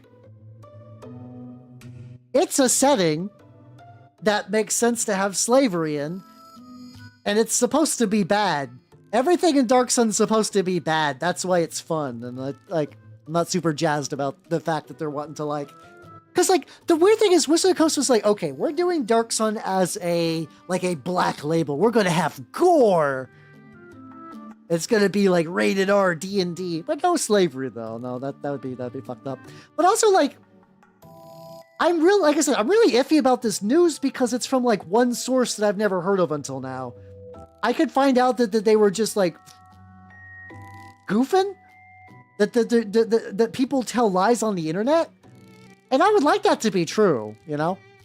I would like that to be true. Yeah, I know. I keep hearing that, like, Pathfinder... I heard that, like, Cheliax, like, abandoned slavery in setting, but in a way that kind of made sense. Is like, oh, we're not doing slavery anymore. No. Nearby countries don't beat us up because we worship devils. No, we're not doing that. We're doing, like, indentured servitude, you know? Yeah, how you doing, bros? Yeah, imagine lies on the internet. I'll say you doing, like, yeah, you're doing it. Big stretchy. Like, I'm okay with that. That's kind of fun at the very least. Oh, that's also true. Yeah, metal's really hard to get in Dark Sun. Also, there's Thrycreen, which are like mantis dudes. Not like, I will forever be a Planescape baby because I love the planes. Like, when I got into 3.5, I've always liked the fringes of the setting, which included planar travel. I like when D&D deviates from like, this is a wizard, this is medieval Europe. Oh no, we grow dirt here in the dirt farm. Oh no, goblins attack the dirt farm. They kidnapped my dirt wife that I made of dirt. However, will I have dirt children to run my dirt farm if you don't recover my dirt wife? But I've always loved, like, the planar stuff. I really like kind of, like, some of the esoteric, like classes that were in, like, Tome of Magic and stuff like that. Yeah, exactly. Like, exactly, Marfin. It's tricky, though, because, like, the planes are also bullshit deadly, which I think, like, ages ago, Wizards of the Coast did a survey where, like, most campaigns don't get past level 12. That might change in the 5th edition era. I don't know. But also, like, planes are really deadly, which is why they made Sigil, which is a big interplanar melting pot city. And I like it a lot. But I also understand that it was kind of like, I like 90s style White Wolf. I love that kind of, like, mood and vibe and introspection. And Planescape was kind of D&D's take on that. But that also means a lot of people hate it for that reason. And I understand that. I totally get not liking, like, Planescape for that. But I like it a lot for that. Hey, I'm glad I can help, Cole. Best of luck on the Baneblade, yo. I'm doing good, Breadless. I had to take a Thursday off. I love Mechanus too. I love Modrons. So I hate lawful stupid PCs. I love lawful stupid outsiders. I love planar entities that are lawful stupid. I love oh, I'm getting hiccups. This is rare for me, actually. Yeah, like I said, Dino, because I'm hoping everything I've heard about the new Dark Sun is lies. I hope someone's being a little trickster on the internet. Yeah, I had like a mandatory after hours fun time. on. Oh yeah. I hiccup so rarely. I don't have a hit counter. It doesn't come up very much. So yeah, I had to miss stream, which was annoying, but whatever. I hate mandatory fun time. I hate mandatory fun time. It's the worst. Okay, I hate work mandatory fun time. I hate that. I hate that to pieces. I hate it. I'm not a big fan. Yeah. So yeah, I don't know. So like I mean, if it's false, I guess I'm not surprised people believe it, because also Morphin, please tell me you've never looked at 5th edition Planescape stuff. Don't. If you haven't, don't. The fact that the cakers are a thing makes me upset in a way that I find frustrating. Also just like the inherent art. It's actually really weird. They got TTRPGs back for the Planescape, and his art style has changed. Like, it's not bad, but like some of his stuff just doesn't really look great in there. You know, it made the week. Yeah, it felt extra long for me too, honestly. Yeah, I mean, you can definitely change that, but yeah, I fundamentally believe that, like, if you want your villains to be scary, they need consequences. And I think that, like, once again, in the same way that, like, if you're playing, like, a pulp game and Nazis show up, you're like, oh shit, the stakes are high. Also, I can kill them with this gun. I think slavers hold the same element of fantasy, where it's like, okay, it's real unfortunate that Conan became a slave. Like let's say we're going by like Arnold Conan movie, where he's just like on the millstone as a child to become a ripped man. But that means that when he like gets out of that life, it's like it's so much better, you know? It's like there's like it shaped him into who he is, and he's become an interesting person for that reason. And then also you can take a bandit raider and just cut him off with an axe. Corporate fun day. You teach people turn 28. No, all the people I do corporate fun day with, I was lucky to find people who wanted to play like Guitar Hero at the barcade for corporate fun day. That's the best I could hope. That's the best I could hope with the humans the guild makes me interact with. They're nice people. All those humans are nice people, but they're definitely along the lines of like, oh, I'm so nerdy. I remember the name of Squirtle. That was actually a conversation I've heard before, where somebody was like, I'm such a fucking nerd. I'm talking about Squirtle from Pokemon. I'm like, oh no, I hate this. I hate this so much. And like this is what I'm talking about. Like, I'm very disconnected from my age bracket. I don't fit in with them. I fit in with like my online friends who some of them used to be my IRL friends. I fit in with my wargame friends, my Magic friends. The Magic friends also are kind of more like nerd light, but they're still fine. But like typical like salt of the earth, like people in their mid 30s, I am an anomaly to. I just don't like people who just do nothing but watch The Office and go to restaurants, and I don't do it. I can't get it. I can't get that. I don't understand. Oh yeah, I was talking about that, Marvin. The art's whatever. I'm gonna be honest. I don't like I don't care about that too much. Here's the thing. Braum is the GOAT, and unless you bring Braum back, it's not going to be the same. Is Braum alive? I actually legitimately don't know if Braum died yet. I don't know if Braum died yet. I hope he's alive though. But like, the art's always going to be worse. That's just how it is. You know, you got beautiful, traditionally painted artists, and like I'm one of those people that believe like. I believe that digital art can look nice. I grew up on a lot of beautiful digital art and stuff like Dragon Magazine and stuff like that. A lot of that was gorgeous. I don't trust modern D&D art style. So, for me, my biggest complaint is that theoretical, like I said, it's from one source, and I am been on the internet a long time to be wary of something with one source. Look into a nerd like normie. I'm talking normie. I'm talking about normie who had like a little fun recollection of a thing that was nerdy that they enjoyed a million years ago in the past. And like I said, like I don't hate them for it. This isn't like a rage thing. It's just that like I live in such a different world. Braum still is. Let's fucking go. Hell yeah. but like I'm not built for that kind of thing. I'm not built for office and microbreweries. I'm just not that kind of person. And like my interest, like even amongst like a lot of my friends, my interest would like make them explode. And it's just how it is, you know? Oh, Dino be stomping. But yeah, no, it's like I like I said, I just don't fit in with my age bracket. I'm an internet person. I am a citizen of the internet. My interests are hyper specific. It's just how it is. It's just how it is. That's fine. That's fine. And like I said, once again too, I should keep hammering this point home. They're nice people. They're friendly people. None of them have ever been mean to me.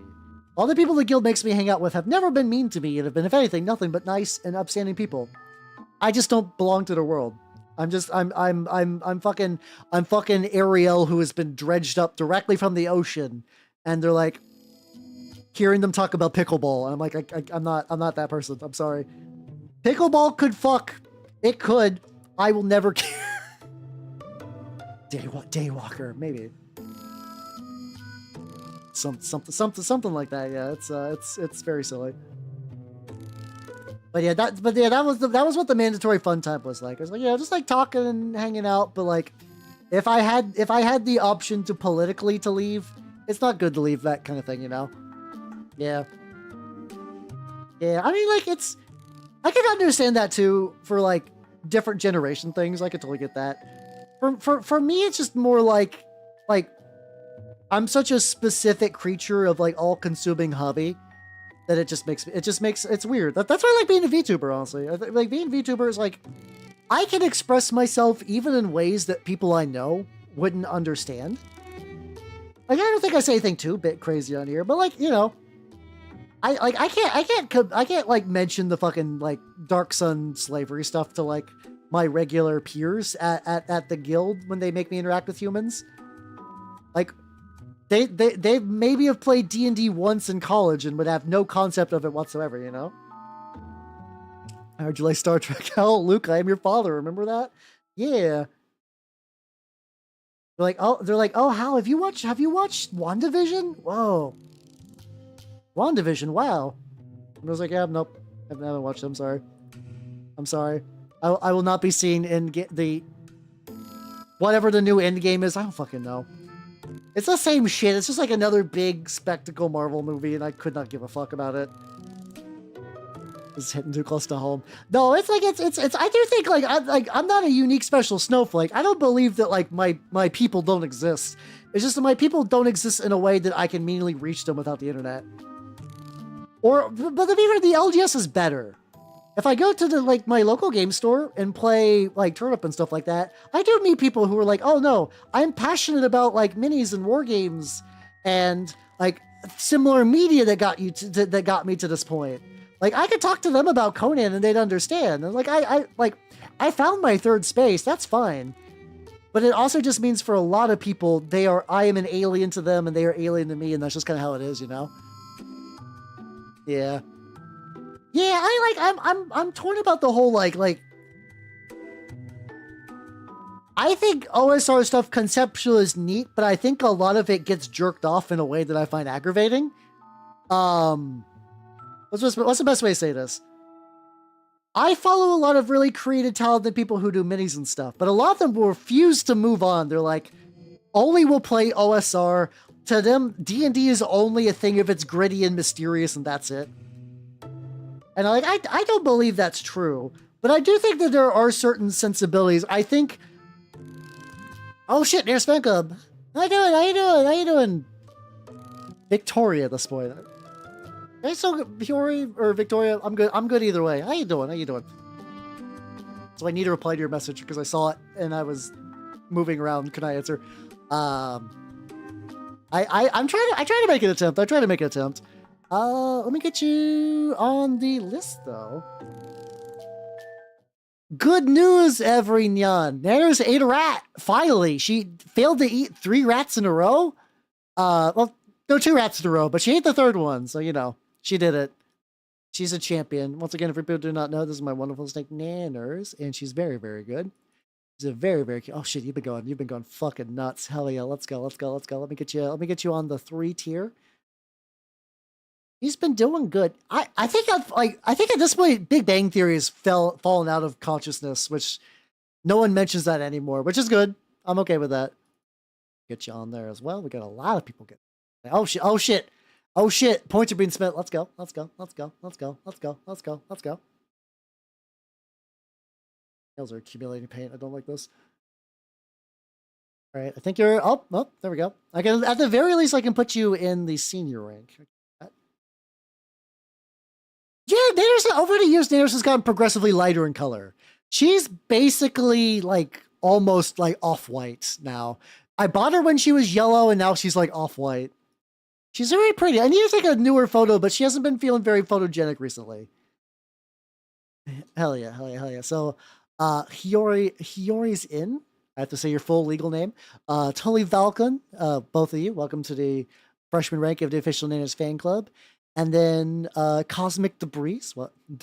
Debris. Welcome to the junior rank of the official Nanners fan club, and Horror Living. Welcome to the senior rank of the official Nanners fan club. I like referring to like full internet names as like your legal name or Christian name or something like that. It's like a habit I picked up a million years ago, and I just never I never stopped saying it. It's very fun. It's like in the way that like I picked up Big If True from the last podcast people, and I just say that now. That's just the thing I do. Banana peel the banana meat. Indeed. But yeah, she's doing pretty good now. How you doing, Burnmouse? How you doing? Oh yeah, it's necessary. Exactly. It's also like sometimes that like I don't have like a very long, intricate. I mean, okay, Habernacht is a very long, intricate name, but it's also like a single name. I don't got like a long multi like first and last name username or something like that.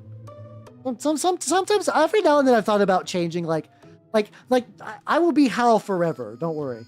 But like, I'm like, well, maybe I could like, I'm like, what happens if I ever get like Twitch partner, but I want to change my name to just like Hal? It's like twitch.tv/Hal. Like that'd be kind of fun. That'd be kind of easy. People would like, but like, I lose a little bit the inherent spicy branding. Also, there's Shibuya Hal, which is like a guy that will continue to exist forever. It's like half knight. It's Elvish, but it does kind of have a like it can be read in German as half knight for sure. Another big career change, harrowing it. Oh shit! Oh, let's go. Like yeah. I mean, I feel you on that though. Where it's like really any big life shakeup, you're like, oh god, I have to make sure this is absolutely correct. Are you at liberty to explain what kind of career change you're thinking about? If it's like too personal or like you're like uncomfortable with it, you don't gotta. But I'm curious. I'm curious what contemplation you're going for. If that's a thing you're willing to share with the class. Okay. Oh fuck yeah! Let's go. Hell yeah! That sounds like fun. That is a like. I don't know what your full-time career is. I know you do like do you do art professionally? I know you do like commissions and stuff. I don't know how much like art you do for like a paid thing. But hell yeah, that sounds like fun though. Hell yeah. And Cinderella. Hey, let's go. Fortunately, I don't really speak Elvish. I was raised by people, so my Elvish is really bad. It's oh shit, hell yeah, dude. Hell yeah. I was not aware, but that's fucking rad. Hell yeah. Let's see. What am I doing? I'm looking for trim because I gotta keep like basically my goal tonight is to try to get as much like painted and then just go from there. Get the cutscenes and stuff. Ooh, yo, let's go. The nice thing about sculpting too is you can also pivot that to animation. You could pivot to like VTuber models. Like not that everything needs to be VTuber, but hey, extra source of income just to diversify. And then if you do 3D modeling, you could use that for 3D printing. That was my next thing I was gonna bring up. Hell yeah, you're one step ahead. Let's go.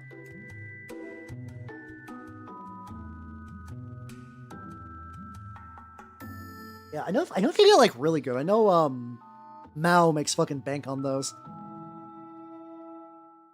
I think she's the one who did Mint's model, and I feel like she's always working on something, but I don't know her like other people she makes models for other than Mint. But her mint model is fucking chef's kiss excellent. It's a very good model. Very, very good. Spikes on this thing. What I'll do is probably get look on the chainsword. Wear guard gear. Probably. I have to imagine they're probably not super jazzed to be wearing like monkey armor, but like, you know. You can always justify it where it's like maybe they're like out on the field for too long and they're like scrounging stuff around. I need a dark gray real quick. I'm gonna do dark gray for the gun and the sword. Just kind of word bearer-ish colors. But like follow your heart at the end of the day. I've used basically 3 colors. No, I've used 4 colors this entire stream, which is very funny. And so I'm not using metallics anymore. Switch to a different brush. My other brush. There we go. Like the skin flap. Yeah, I have a soft spot. Anytime I see like things that can be skin, like a skin cape, I go for it because it's fun. That's fun for that. Oh, if it's like a TTRPG, yeah, you can go nuts. You get the characters and something like that. You get a lot more wiggle room. Honestly, you know, it's gotta be skin. It's gotta. If it's not skin, what's the fucking point, you know? Dude, I just nearly dunked my hand into Speaking about, like, I almost dunked my hand into the flesh paint, which is really funny. Yeah, okay, yeah. So this is the brush I almost sacrificed, but it's still actually holding a pretty decent point, which is pretty decent point. Yeah, I am due for new brushes, though, but I'm gonna hold on to these, like, kicking and screaming for as long as I can. Flesh capes are so they're super good. They're super fun. It's fun to do. It does mimic how paint on his skin. I mean, I paint on my glove. That's like spiritually close, I guess. Something like that. We get a little bit on there. Also, we got ad break coming up. Those OG brushes. I've actually like kept a lot of my brushes for a while. This one I think I've had. I also had that issue that I've been trying to get over of like, oh no, these are my good brushes. What will I do with my good brushes? Yeah, you use them. Also, ad break time, unfortunately. So, BRB, I'll bring the Wookiees to show you guys, though. They're fun.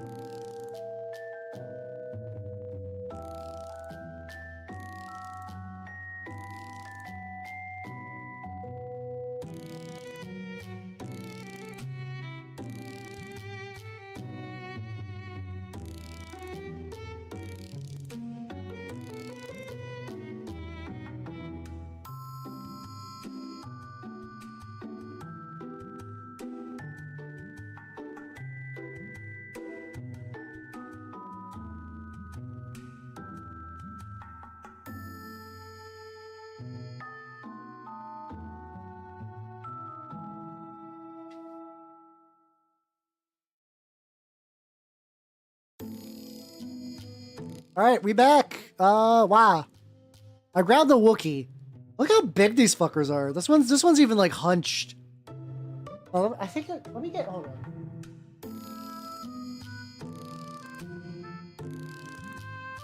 Yeah, there we go. Doing a cool, like, dynamic, like, leap. There's an option to run, like, ranged Wookiees, which I'm like, why? Why would you do that?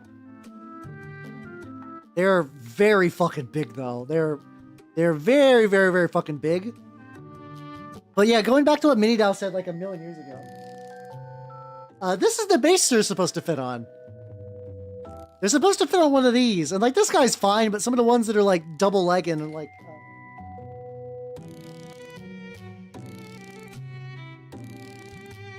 like, the one with the bowcaster, I'm like, oh, okay. They are really pushing that. They're, like, these guys are gonna fall over a lot. I can feel it in my jelly bones. Mocked Raptor.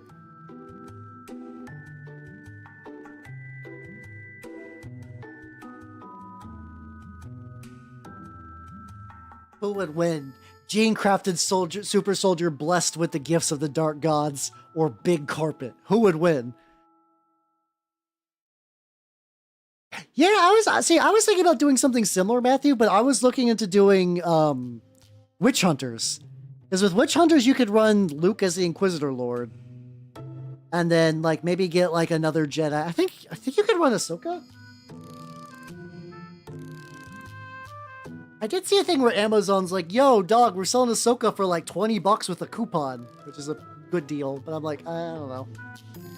I could make her a like a elite tier Inquisitor, I guess. Just put like assorted like I don't know what I'd do for like the retinue, I guess though. That would require me to figure out some shit. But like that's not. I discovered hidden trim on the sword. I scream forever. Yeah, it's fine.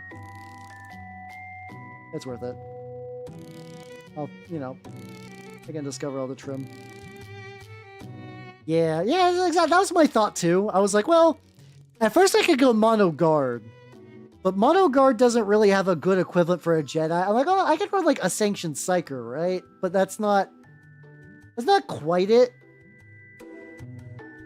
Like, that's not quite it. And like you can't really give them power weapons or anything. At least in Guard, not so much. I was like, well, so like Inquisitor feels better.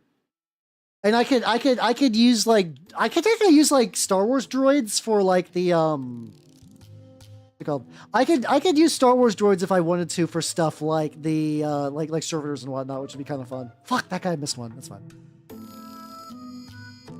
Gungan War Vet. Oh fuck yeah, let's go. I mean that's like the thing too, where it's like Gungans are very silly and everything, but like all the other ones that are not Jar Jar and I guess Boss Nass a little bit. Ooh, the planet core. I can't do it good. I just turned into like vampire when I try to do Boss Nass. To be fair, I'm not Brian Blessed. If I could do Brian Blessed's voice, I would have infinite jobs. That would just be my life, just doing that. But yeah, I like the idea of like a Gungan guy who's like, I've seen some shit, man. We were fighting droids and like, we keep shooting the big stun balls at them, but they just keep coming. They're like dealing with the fact that people hired Terminator to kill those shit. Fuck. Okay, hold on. I gotta go back to this. I missed a lot of trim on this guy. This guy's like, well, basically I just missed an arm. That's what happened. Okay, that's easy enough. Yeah, it's been a while since I got to play into Star Wars TTRPGs. There was, the last one I got to play, I basically, what's it called? Last time I got to play one was like a million years ago. And I don't, like, I've been in so many TTRPG campaigns and one-shots over years, I don't remember the plot of this at all. What I do remember is that I was Bith. I was a Bith, like, I think I was like a crime guy where it's like, oh yeah, I just play music, haha, I'm gonna break your knuckles now. That was like my cover identity, and I think another party member was also a Bith, and we were kind of like working together. Like, yo, Bith, protect Bith, let's go. I vaguely recall that being. I just don't remember any of that detail though. Unfortunately, I wish I did. That would have been cool to remember, but eh. We still want you to take this very seriously, like that kind of thing, and you're like, oh god. Basically like Dante must die mode of like dramatic acting.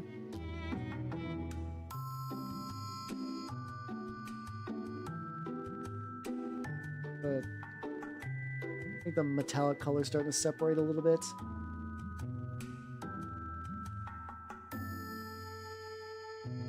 Okay, that's doing good. It's doing pretty legit. Get on the interior. Oh, fuck. Hey, there we go. Nice. From the first movie. Oh yeah, I remember that guy. Yeah.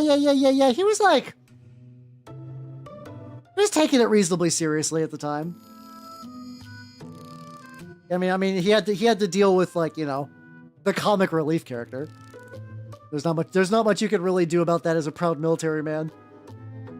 Like, oh no, I still love that Jar Jar went to become a fucking senator. That cracks my shit up. Like, I understand that George Lucas doesn't make good choices most of the time, but like in the same way that like when we watch like a shitty B movie and we just see like, why did you do that? Like, George Lucas is somebody who can do that, but also has like good movies under his belt and money and yes men. Like a lot of the crazies for movie night would like kill 8 million babies to be George Lucas, which I find like amazing. Oh, also, I can show you guys what we're gonna be watching on Monday. How you doing, Lord of Bones? How you doing? This one, straight recommendation from Alice Sawyer during this last Fujo Friday. Robot Holocaust. It's machine versus man in the ultimate battle for the future. I love. The best part about bad fantasy movies is that their posters fuck immensely. It's very rare that you get a bad fantasy movie poster. Look how rad this poster is. You got like Freddie Mercury the Barbarian, Robo Guy, woman, ominous thing. Like you got worms? Why are there worms? Who gives a shit? Who gives a shit? And you got some robots on the side. You wait. Well, I'm sorry. Listen, I understand. Fantasy movies don't treat women very well, and I don't have high hopes for her character. I would love to be proven wrong. I would love for her to have like a deep, meaningful plot and agency and whatnot, but I'm going to be real. I'm gonna be real. My expectations are low. Hey, let's go. Glad you're getting your nights. Hell yeah. Yeah, boy, Jesus Christ. People saying like femboid and moid on the internet. That's where I'm like, oh god. Do you guys want more old man Google adventures? I had to look up what like cracking someone meant. I had no idea. I saw a post that said, whoops, I accidentally like cracked oomph last night. I'm like, what the fuck does this mean? I know what oomph means just because of like VTuber stuff. But what does the rest of this mean? Cracking my family. Jesus Christ. I feel like that's like power word kill against like women's sex drives if you drop that phrase. Yeah, oh yeah, we're definitely like, so like I figured it's like I didn't like, God, Jupiter Ascending was rough and like not a fun way. So like I was just like, I got some movies in the docket, and I saw that and I was like, oh yeah, no, this is perfect. Like, is this movie going to be good? Probably not, but will it be like weird and jank in a fun way? Yeah. So like, okay, that's perfect then. That's all we need. That's what we got. It is. I think it's like the perfect palate cleanser for I think it's like the perfect palate cleanser for Jupiter Ascending. It's got all the stuff we need. It's got all the food groups. Yeah, so like I can forgive a lot of things. For me, it's like the lack of sauce of Jupiter Ascending. Like, I don't care that it's like Twilight in space. I'm okay with that. That's not necessarily like a deal breaker for me. My issue was like all the alien designs look like shit. All the alien designs look like shit. All the ships look like shit. All the sci-fi tech looks like shit. The word choice they used, genome engineered, fuck off. Oh my god, why? And I know we give the Wachowskis a lot of slack because like Speed Racer is fun from what I hear, and Matrix 1 is legitimately a neat movie. But fuck me, it's like you did everything wrong. It was bad. The romance was bad. Jupiter's backstory was bad. Like, it was like convoluted series of steps so she could be an immigrant but not be Hispanic, it seemed like. Like, oh no, Jupiter's Russian. But she was like, you know, her dad got murdered in a robbery that was never explained. Fuck you. Also, she's cleaning toilets in America now. I was like, oh god. I know you're trying to do like an immigrant journal, like critique thing, but like, fuck. That's the series of steps you get to go there, you know? I mean, Avatar is its own weird thing where it's like, I don't find sauce in Avatar. It's whatever. Other people like that way more than I ever will, and I'm okay with that. But like, and like I don't know, the Na'vi are kind of stupid. Look, I'm not a big fan of the Na'vi design. It is Space Pocahontas, yeah. It's not space. It's like the Na'vi design are kind of whatever. Pandora's a pretty place. I like the wildlife looks pretty legit.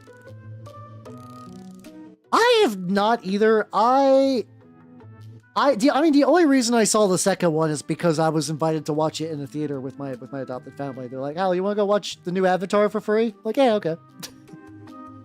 I'm pretty amicable for going to watch things when people invite me to watch things. As long as I got like the time, and that time I was visiting, so it's like I was like, I don't have anything better to do. I'm living in your house for the next couple of weeks. Yeah, okay. And like I'm like minorly curious about the third one. Just cause like Captain Space Racist gets his like racism girlfriend, which is very funny. And I hear they do like wild barking sex scenes or something like that. Like, I mean, I know they do that like hair fucking thing where it's like they link up. Yeah, so like dislike is a strong word. I don't really feel anything for them. I'm like, oh, these are movies. This is a film. But like, I would take a million more of those than fucking Jupiter Ascending. Oh my god, that fucking movie. Like I said, there's like multiple avenues where like I don't think it could have been saved, but there could have been something. Yeah, never asked a human supremacist the species of his girlfriend. Exactly. It's like I saw shit like that for years as just like jokes about like Skyrim. Usually was like don't ask like the Skyrim like supremacists. Like what the fucking. Yeah, white cloaks, red cloaks. I forget. I barely remember the story of Skyrim. I'm sorry. You dick around and then you fight a dragon, but like a Stormcloak. Yeah, don't ask a Stormcloak what race his girlfriend is, kind of deal, and it's always like a Khajiit or something like that. Stormcloak, thank you. And I mean, a psychotic bitch that loves fire is kind of fun. So I get where John Space Racist is going. I get where John Space Racist is going, you know?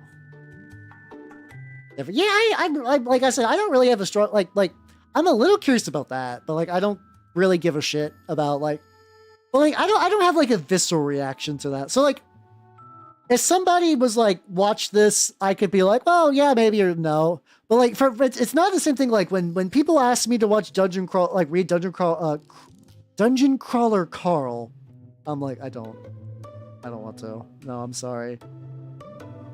I'm sorry. I know like all my tabletop group is getting into Dungeon Crawler Carl. I can't. I fucking can't. Everything about it I find immensely infuriating, and I know people be like, no, it's actually pretty good. It's actually pretty good. But at a fundamental level, at a fundamental level, I find almost every aspect I hear about it intensely grating. I dislike a lot. I dislike a lot about it. I don't think like less of people who like read it. It is oil and water for me, you know. It's oil and water for me. I cannot do that. Yeah, I mean, I feel like isekai, that makes sense. That's fair. Yeah, but like my tabletop group that I've been playing with forever has been getting into it. I'm just like, oh no. Well, also I also read 40K books, so you know, I'm not exactly like consuming high literature myself, mind you. For sure. How do you say? It is really weird how often sex slavery comes up in isekai based on my limited experience with the genre. It does seem like that happens a lot. And like I don't know if it's because like that's the equivalent of like how like those like hypnosis phone apps are a way to get like hypnosex to happen quickly with minimal friction. Like I wonder if that's you just like, well, I want my character to fuck this elf, but I don't know like a good way to like build a romance. Oh, I know. You know? Yeah, they're reading something. Yeah, exactly. Well, I'm reading something. Yeah. I like that. I don't know, Morphin. So like, here's the thing.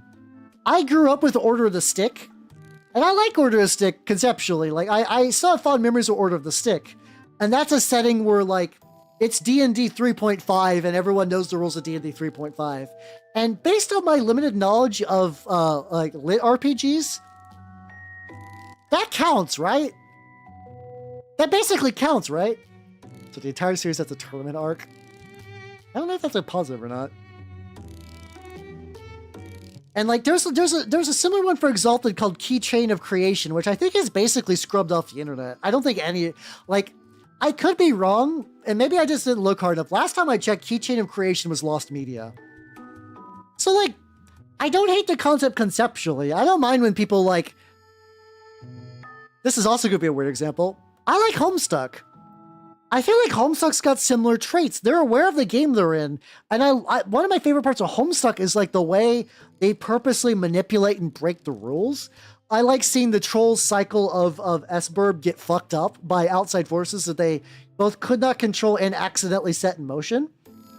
I really like how Rose's guide kind of led to her figuring out how everything worked and just like purposely breaking it just to see how the system would break, just to make like, just to kind of like break against the system. I really like shit like that.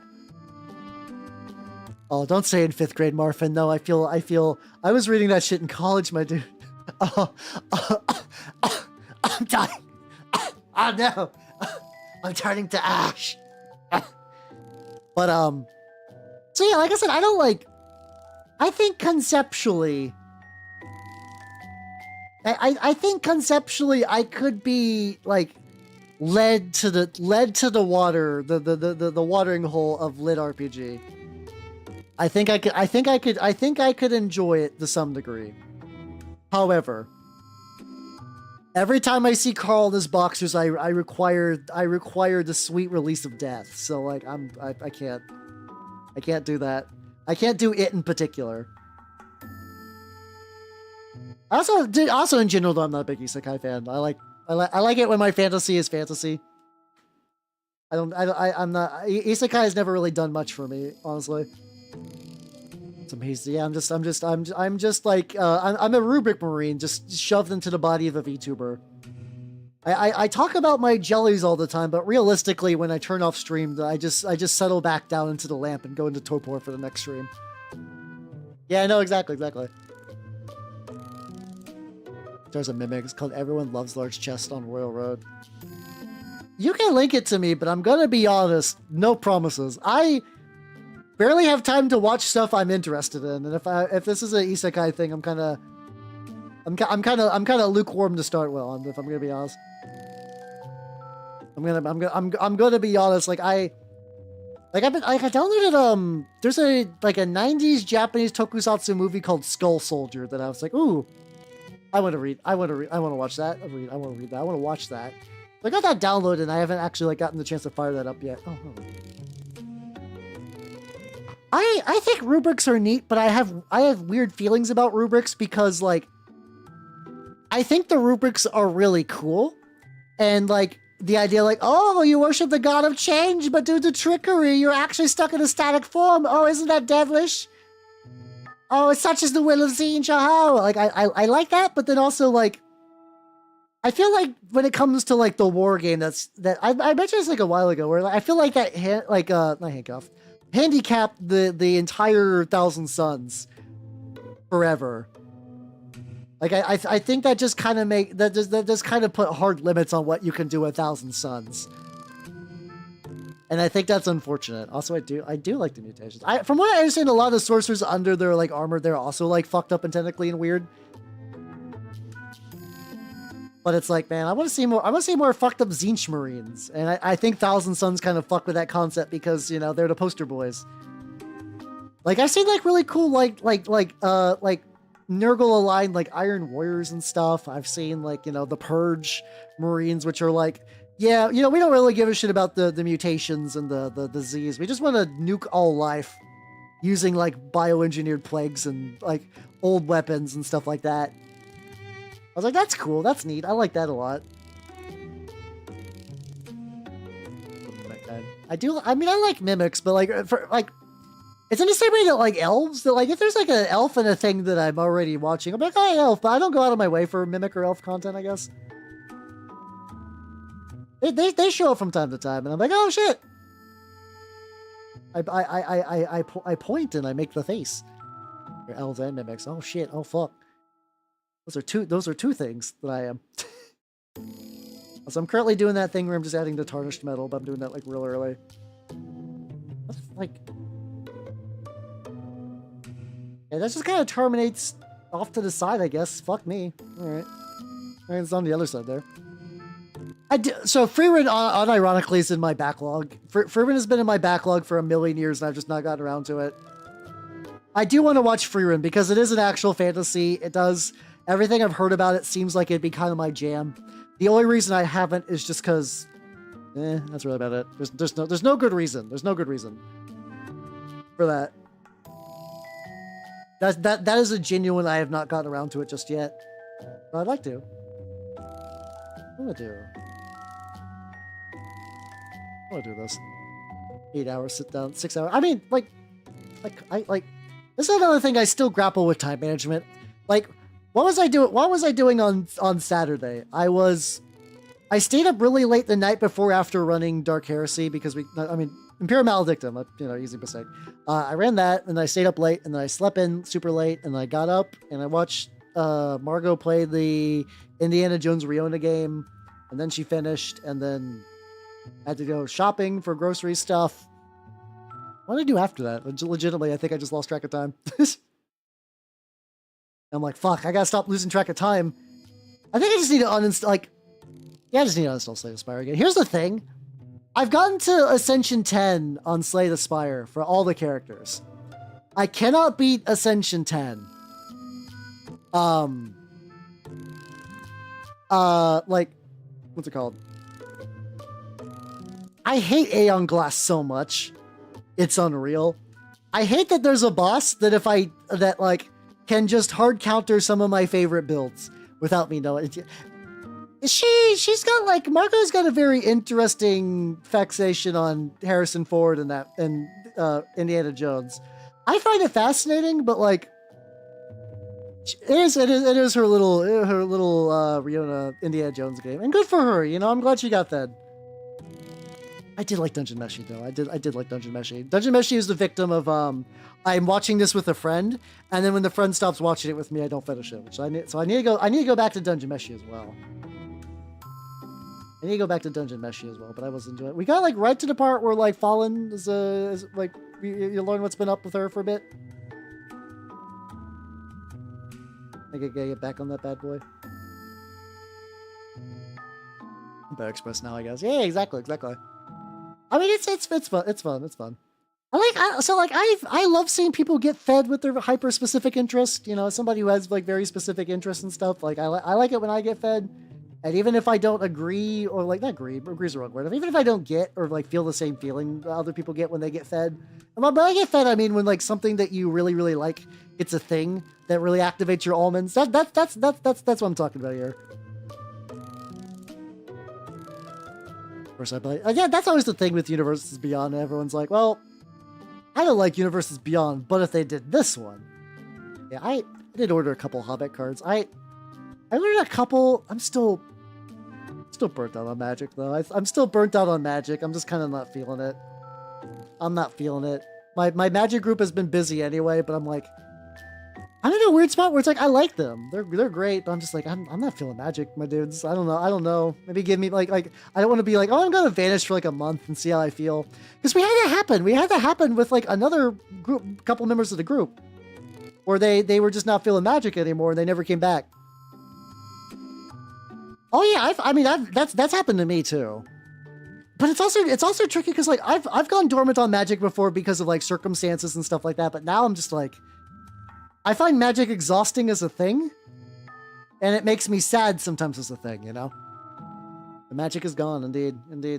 It's like I picked up some cards from the new Hobbit set almost out of habit, because they're like, well, these do actually fit really well in my deck. I got like the Saxfilm Baggins. I will fully admit though that I have a Pippin Frodo food deck, Pippin and Merry food deck that I really like. But I'm just like, well, okay, I can put these cards in there, and like, well, all right. This is fine now, I guess. I think weirdly enough, I don't know why, I feel like the Star Trek set's what got me. I feel like the Star Trek set's what really got me.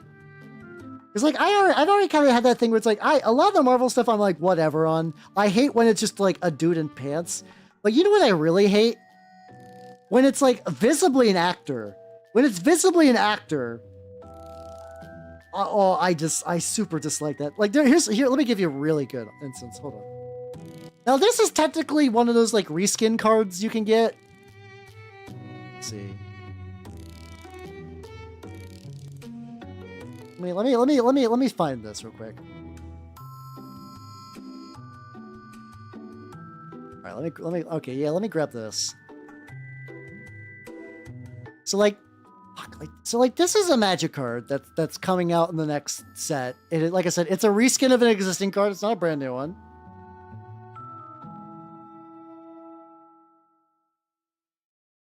There we go.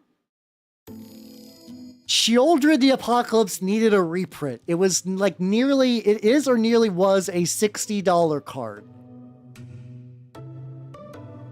But like, that's just Benedict Cumberbatch, my dudes. That's just Benedict Cumberbatch. And some scenes from a movie. Yeah. But I also agree with the idea that like a lot of the new Star Trek cards do legitimately look like let me do an advanced search and see if I can grab one. I think all these are in the Scryfall at this point. They also just look bad. I don't know what the fuck happened with the art on these. They just look bad. Like the only ones that look okay are like the Borg. The Borg I actually feel like people like gave a shit. See if I can find some like real good examples. Like let's see. Yeah, like a lot of these are just like this fucking one. To be fair, this one is especially bad. This one is like actually especially bad. Oh yeah, you could build Benedict Cumberbatch tribal too. This one is bad, but just like in a way that's just like bad. Like it's like, what the fuck's going on here? What the fuck is going on with this?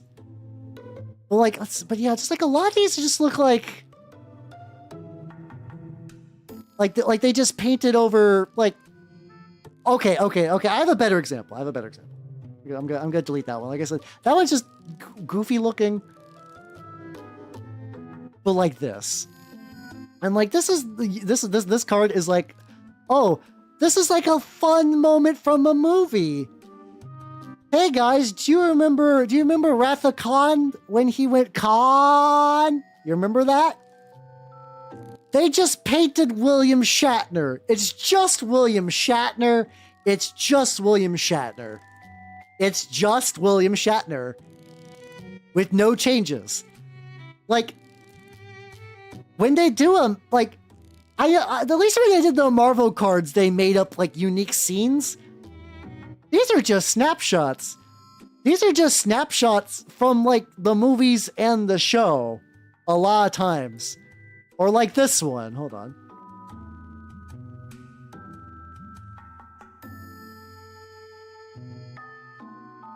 Grab this one. Grab this one. There we go. Here's a resistance is futile. I'm just like, this is just, you're just recoloring. Like, I wouldn't be like, a lot of these people are like decent artists. I have to imagine that they were given like 3 days to do all this work. So they just like took a scene and like, you know, drew over it. I don't blame them. I don't blame a single artist in the set for like not giving it other like A game. Because a lot of these are just bad. Just but like bad in a way that feels like it's rushed and needs to be quickly made. Like, let's see if I can find like I said, I feel like the Borg people, they actually like gave a shit, but because someone cared. Yeah, kind of like, yeah, I mean, yeah, those avatar cards, which are just screenshots, are kind of funny. Those are terrible. But like, check this out. Like, this is a Hive Mind co-processor guy, and I'm like, oh shit, look at you. You did art in a way that the TV show couldn't. You made like a character at like a dynamic pose. That's a magic card, yes. That's a magic card. Sorry this has turned into magic card rant hour, but you know, it's a day that ends in a Y, so. But like, okay, here's another example. To be fair, some of these are from like starter decks. A lot of these cards were released early at like a Star Trek convention for starter decks as a thing. But like, also what, guys, please. But like, that's just Janeway. That's just Janeway. That's just Janeway. It's just her. It's just her. It's just her. They just took a picture. They just took a picture of her. Yeah, they made Cisco like stupid. That's stupid ripped. Hold on.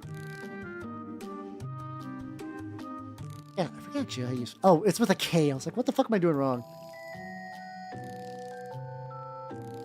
Even this one's kind of bad too. It's like,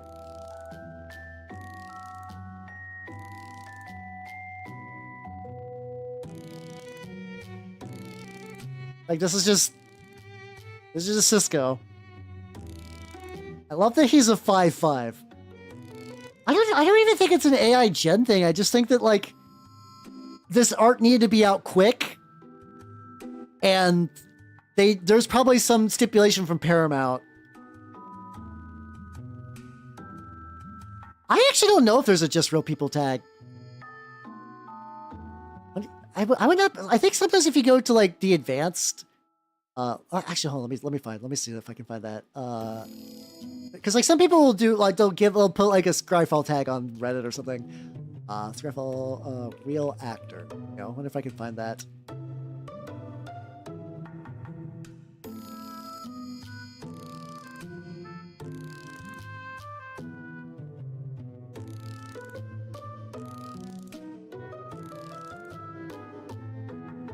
Yeah.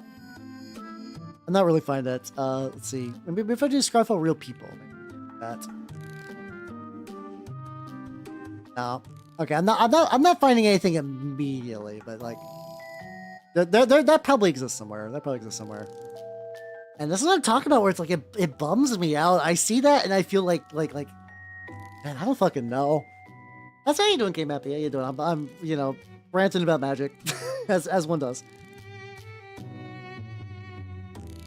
And I see that, and I'm like, I have friends that I only interact with Magic. And on one hand, it's like, I don't want to lose that friendship necessarily. But I'm just like, I'm tired of Magic. And I picked up cards from the new set out of like, almost like habit. I'm like, yeah, I'll pick up these, and I got them, and I'm like, and I'm just, this is like performative now. I'm not even going to build the deck, I don't think, anymore. And I keep seeing these spoilers. I feel nothing. And I'm just like, I'm getting burnt out. Getting burnt out. Used to buy Magic card. Oh yeah, same. So like here I could. Okay. Hold on. No, Magic Grand hour's not over yet. Hold on.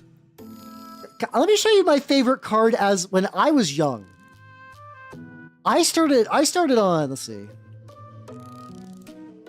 I started Magic back in Judgment. I want to show you. This is not a card. This doesn't necessarily have like the best art ever, but like. When I was younger, I would see this, and as an adult, like, Phantom Centaur, my beloved, he is super bad in modern day stuff. He's a 5/3 that just gets weaker when he takes damage.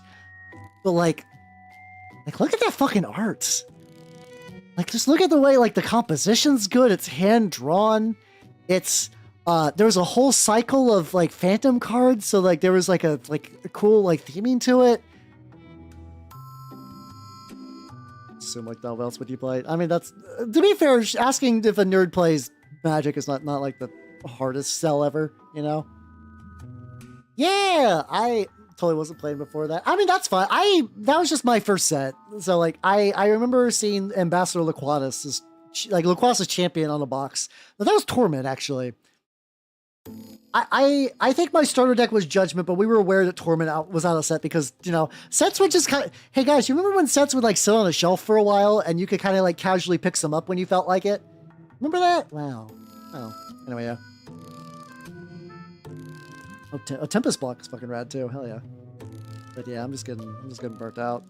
And it's tricky because I'm, like... I will say... I have been enjoying having free weekends. I mean, not weekends, free Wednesdays. Free Wednesdays has been actually kind of really great for my mental.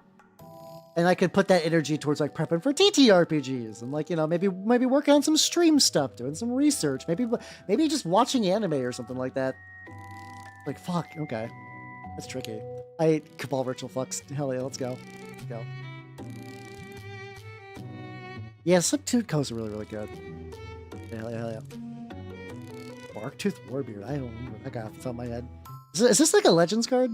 I love the Legends cards. They're very terrible, but I'm greatly amused at somebody. I love that the Legends set is like, let's make our campaign into a Magic. Yeah, let's go. Yeah, so like, this card was bad when it was released. Like, hold on, let me put him on screen. Like this guy's been bad forever. This isn't like oh, Power Creep has not been kind to Barktooth Warbeard, the 7-mana 6/5 with no abilities.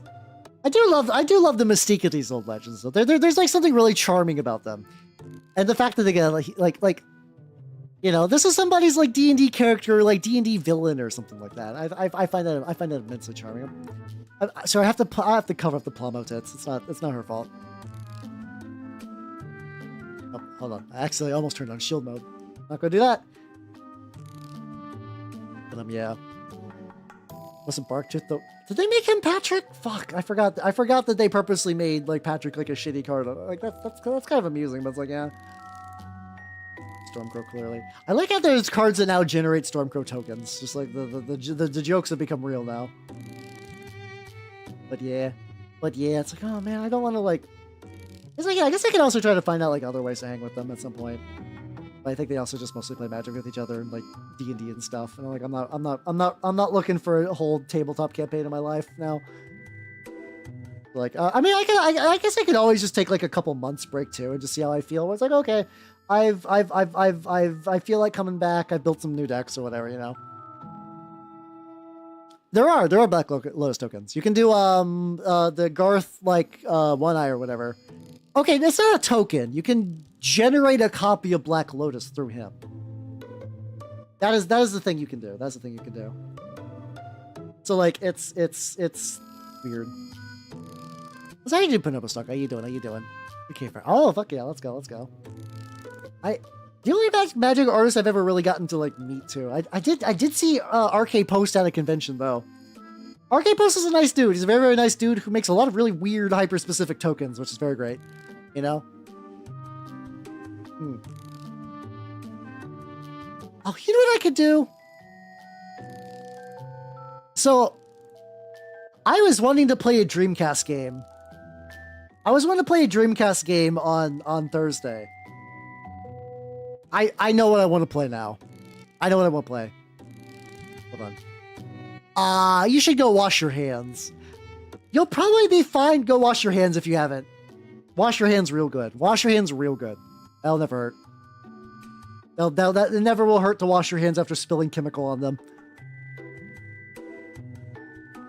And like, don't drink it either. Do we have two guys with like missing leg? No, it's just him.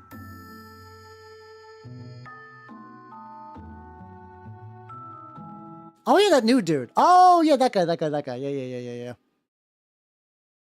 Okay, so there's that Dreamcast recently translated Magic game. I need to double check that still works. But yeah, I might stream that on Thursday. You know, I'm feeling nostalgic for Magic. I feel like playing a retro game.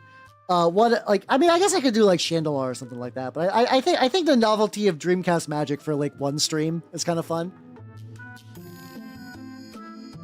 I do love how like fucking Duel Masters does like Magic callbacks. We showed the lady with Emrakul from there, which is really funny. I enjoy that's a thing. So I was like, where's the little thingy on your gun? I'm like, oh yeah, no, this is a regular like Horus Heresy era arm. This guy's got a very not chaos arm, and I'm okay with that. Getting these because I'm probably gonna like dry brush all these metal and then go back and actually paint the bone. Yeah. So big soap. I need a drink. Hold on, just about there.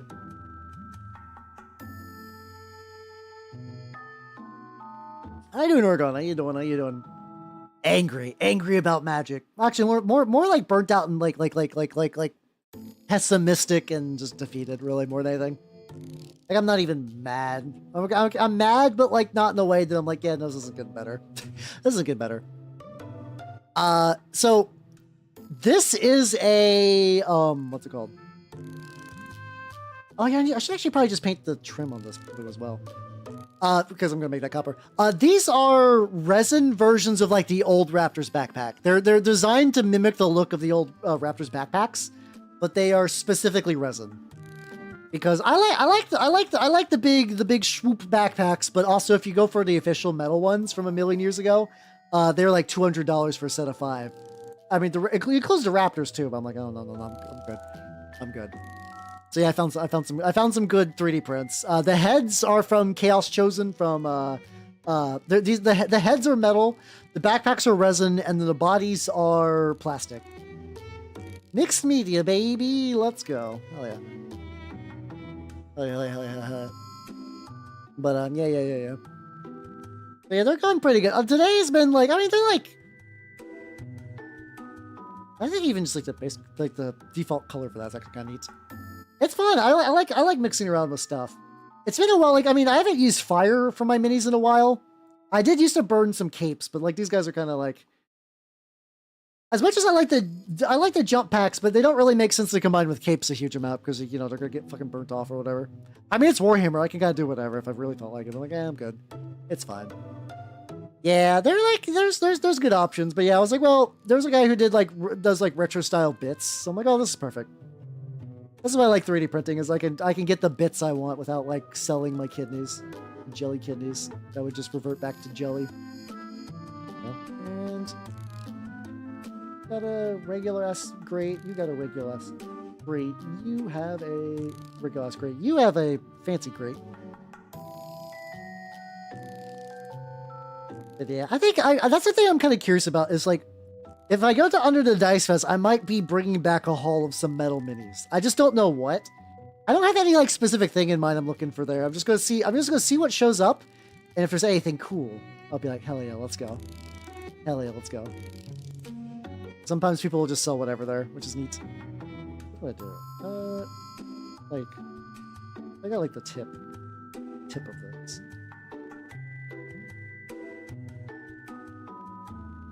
But yeah, like I feel like I'm pretty excited. I figure worst case, if nothing else, I want to pick up. There's a indie mech game that's going to be sold there called Flames of Orion, which I've been really curious about.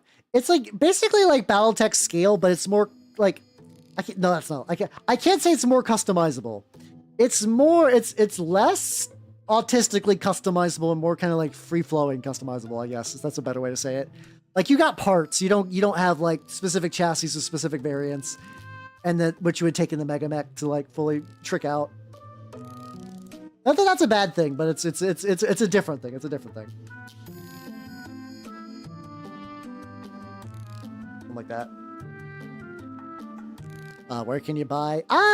Depends. eBay, 3D printers like definitely have like good access to stuff like My Mini Factory. Usually, if you want bits for Warhammer in particular, Cults is probably the best because like I mean there are people in Cults who will just like Games Workshop will rip off and like post a new model and they'll try to like rip it off almost as soon as they can.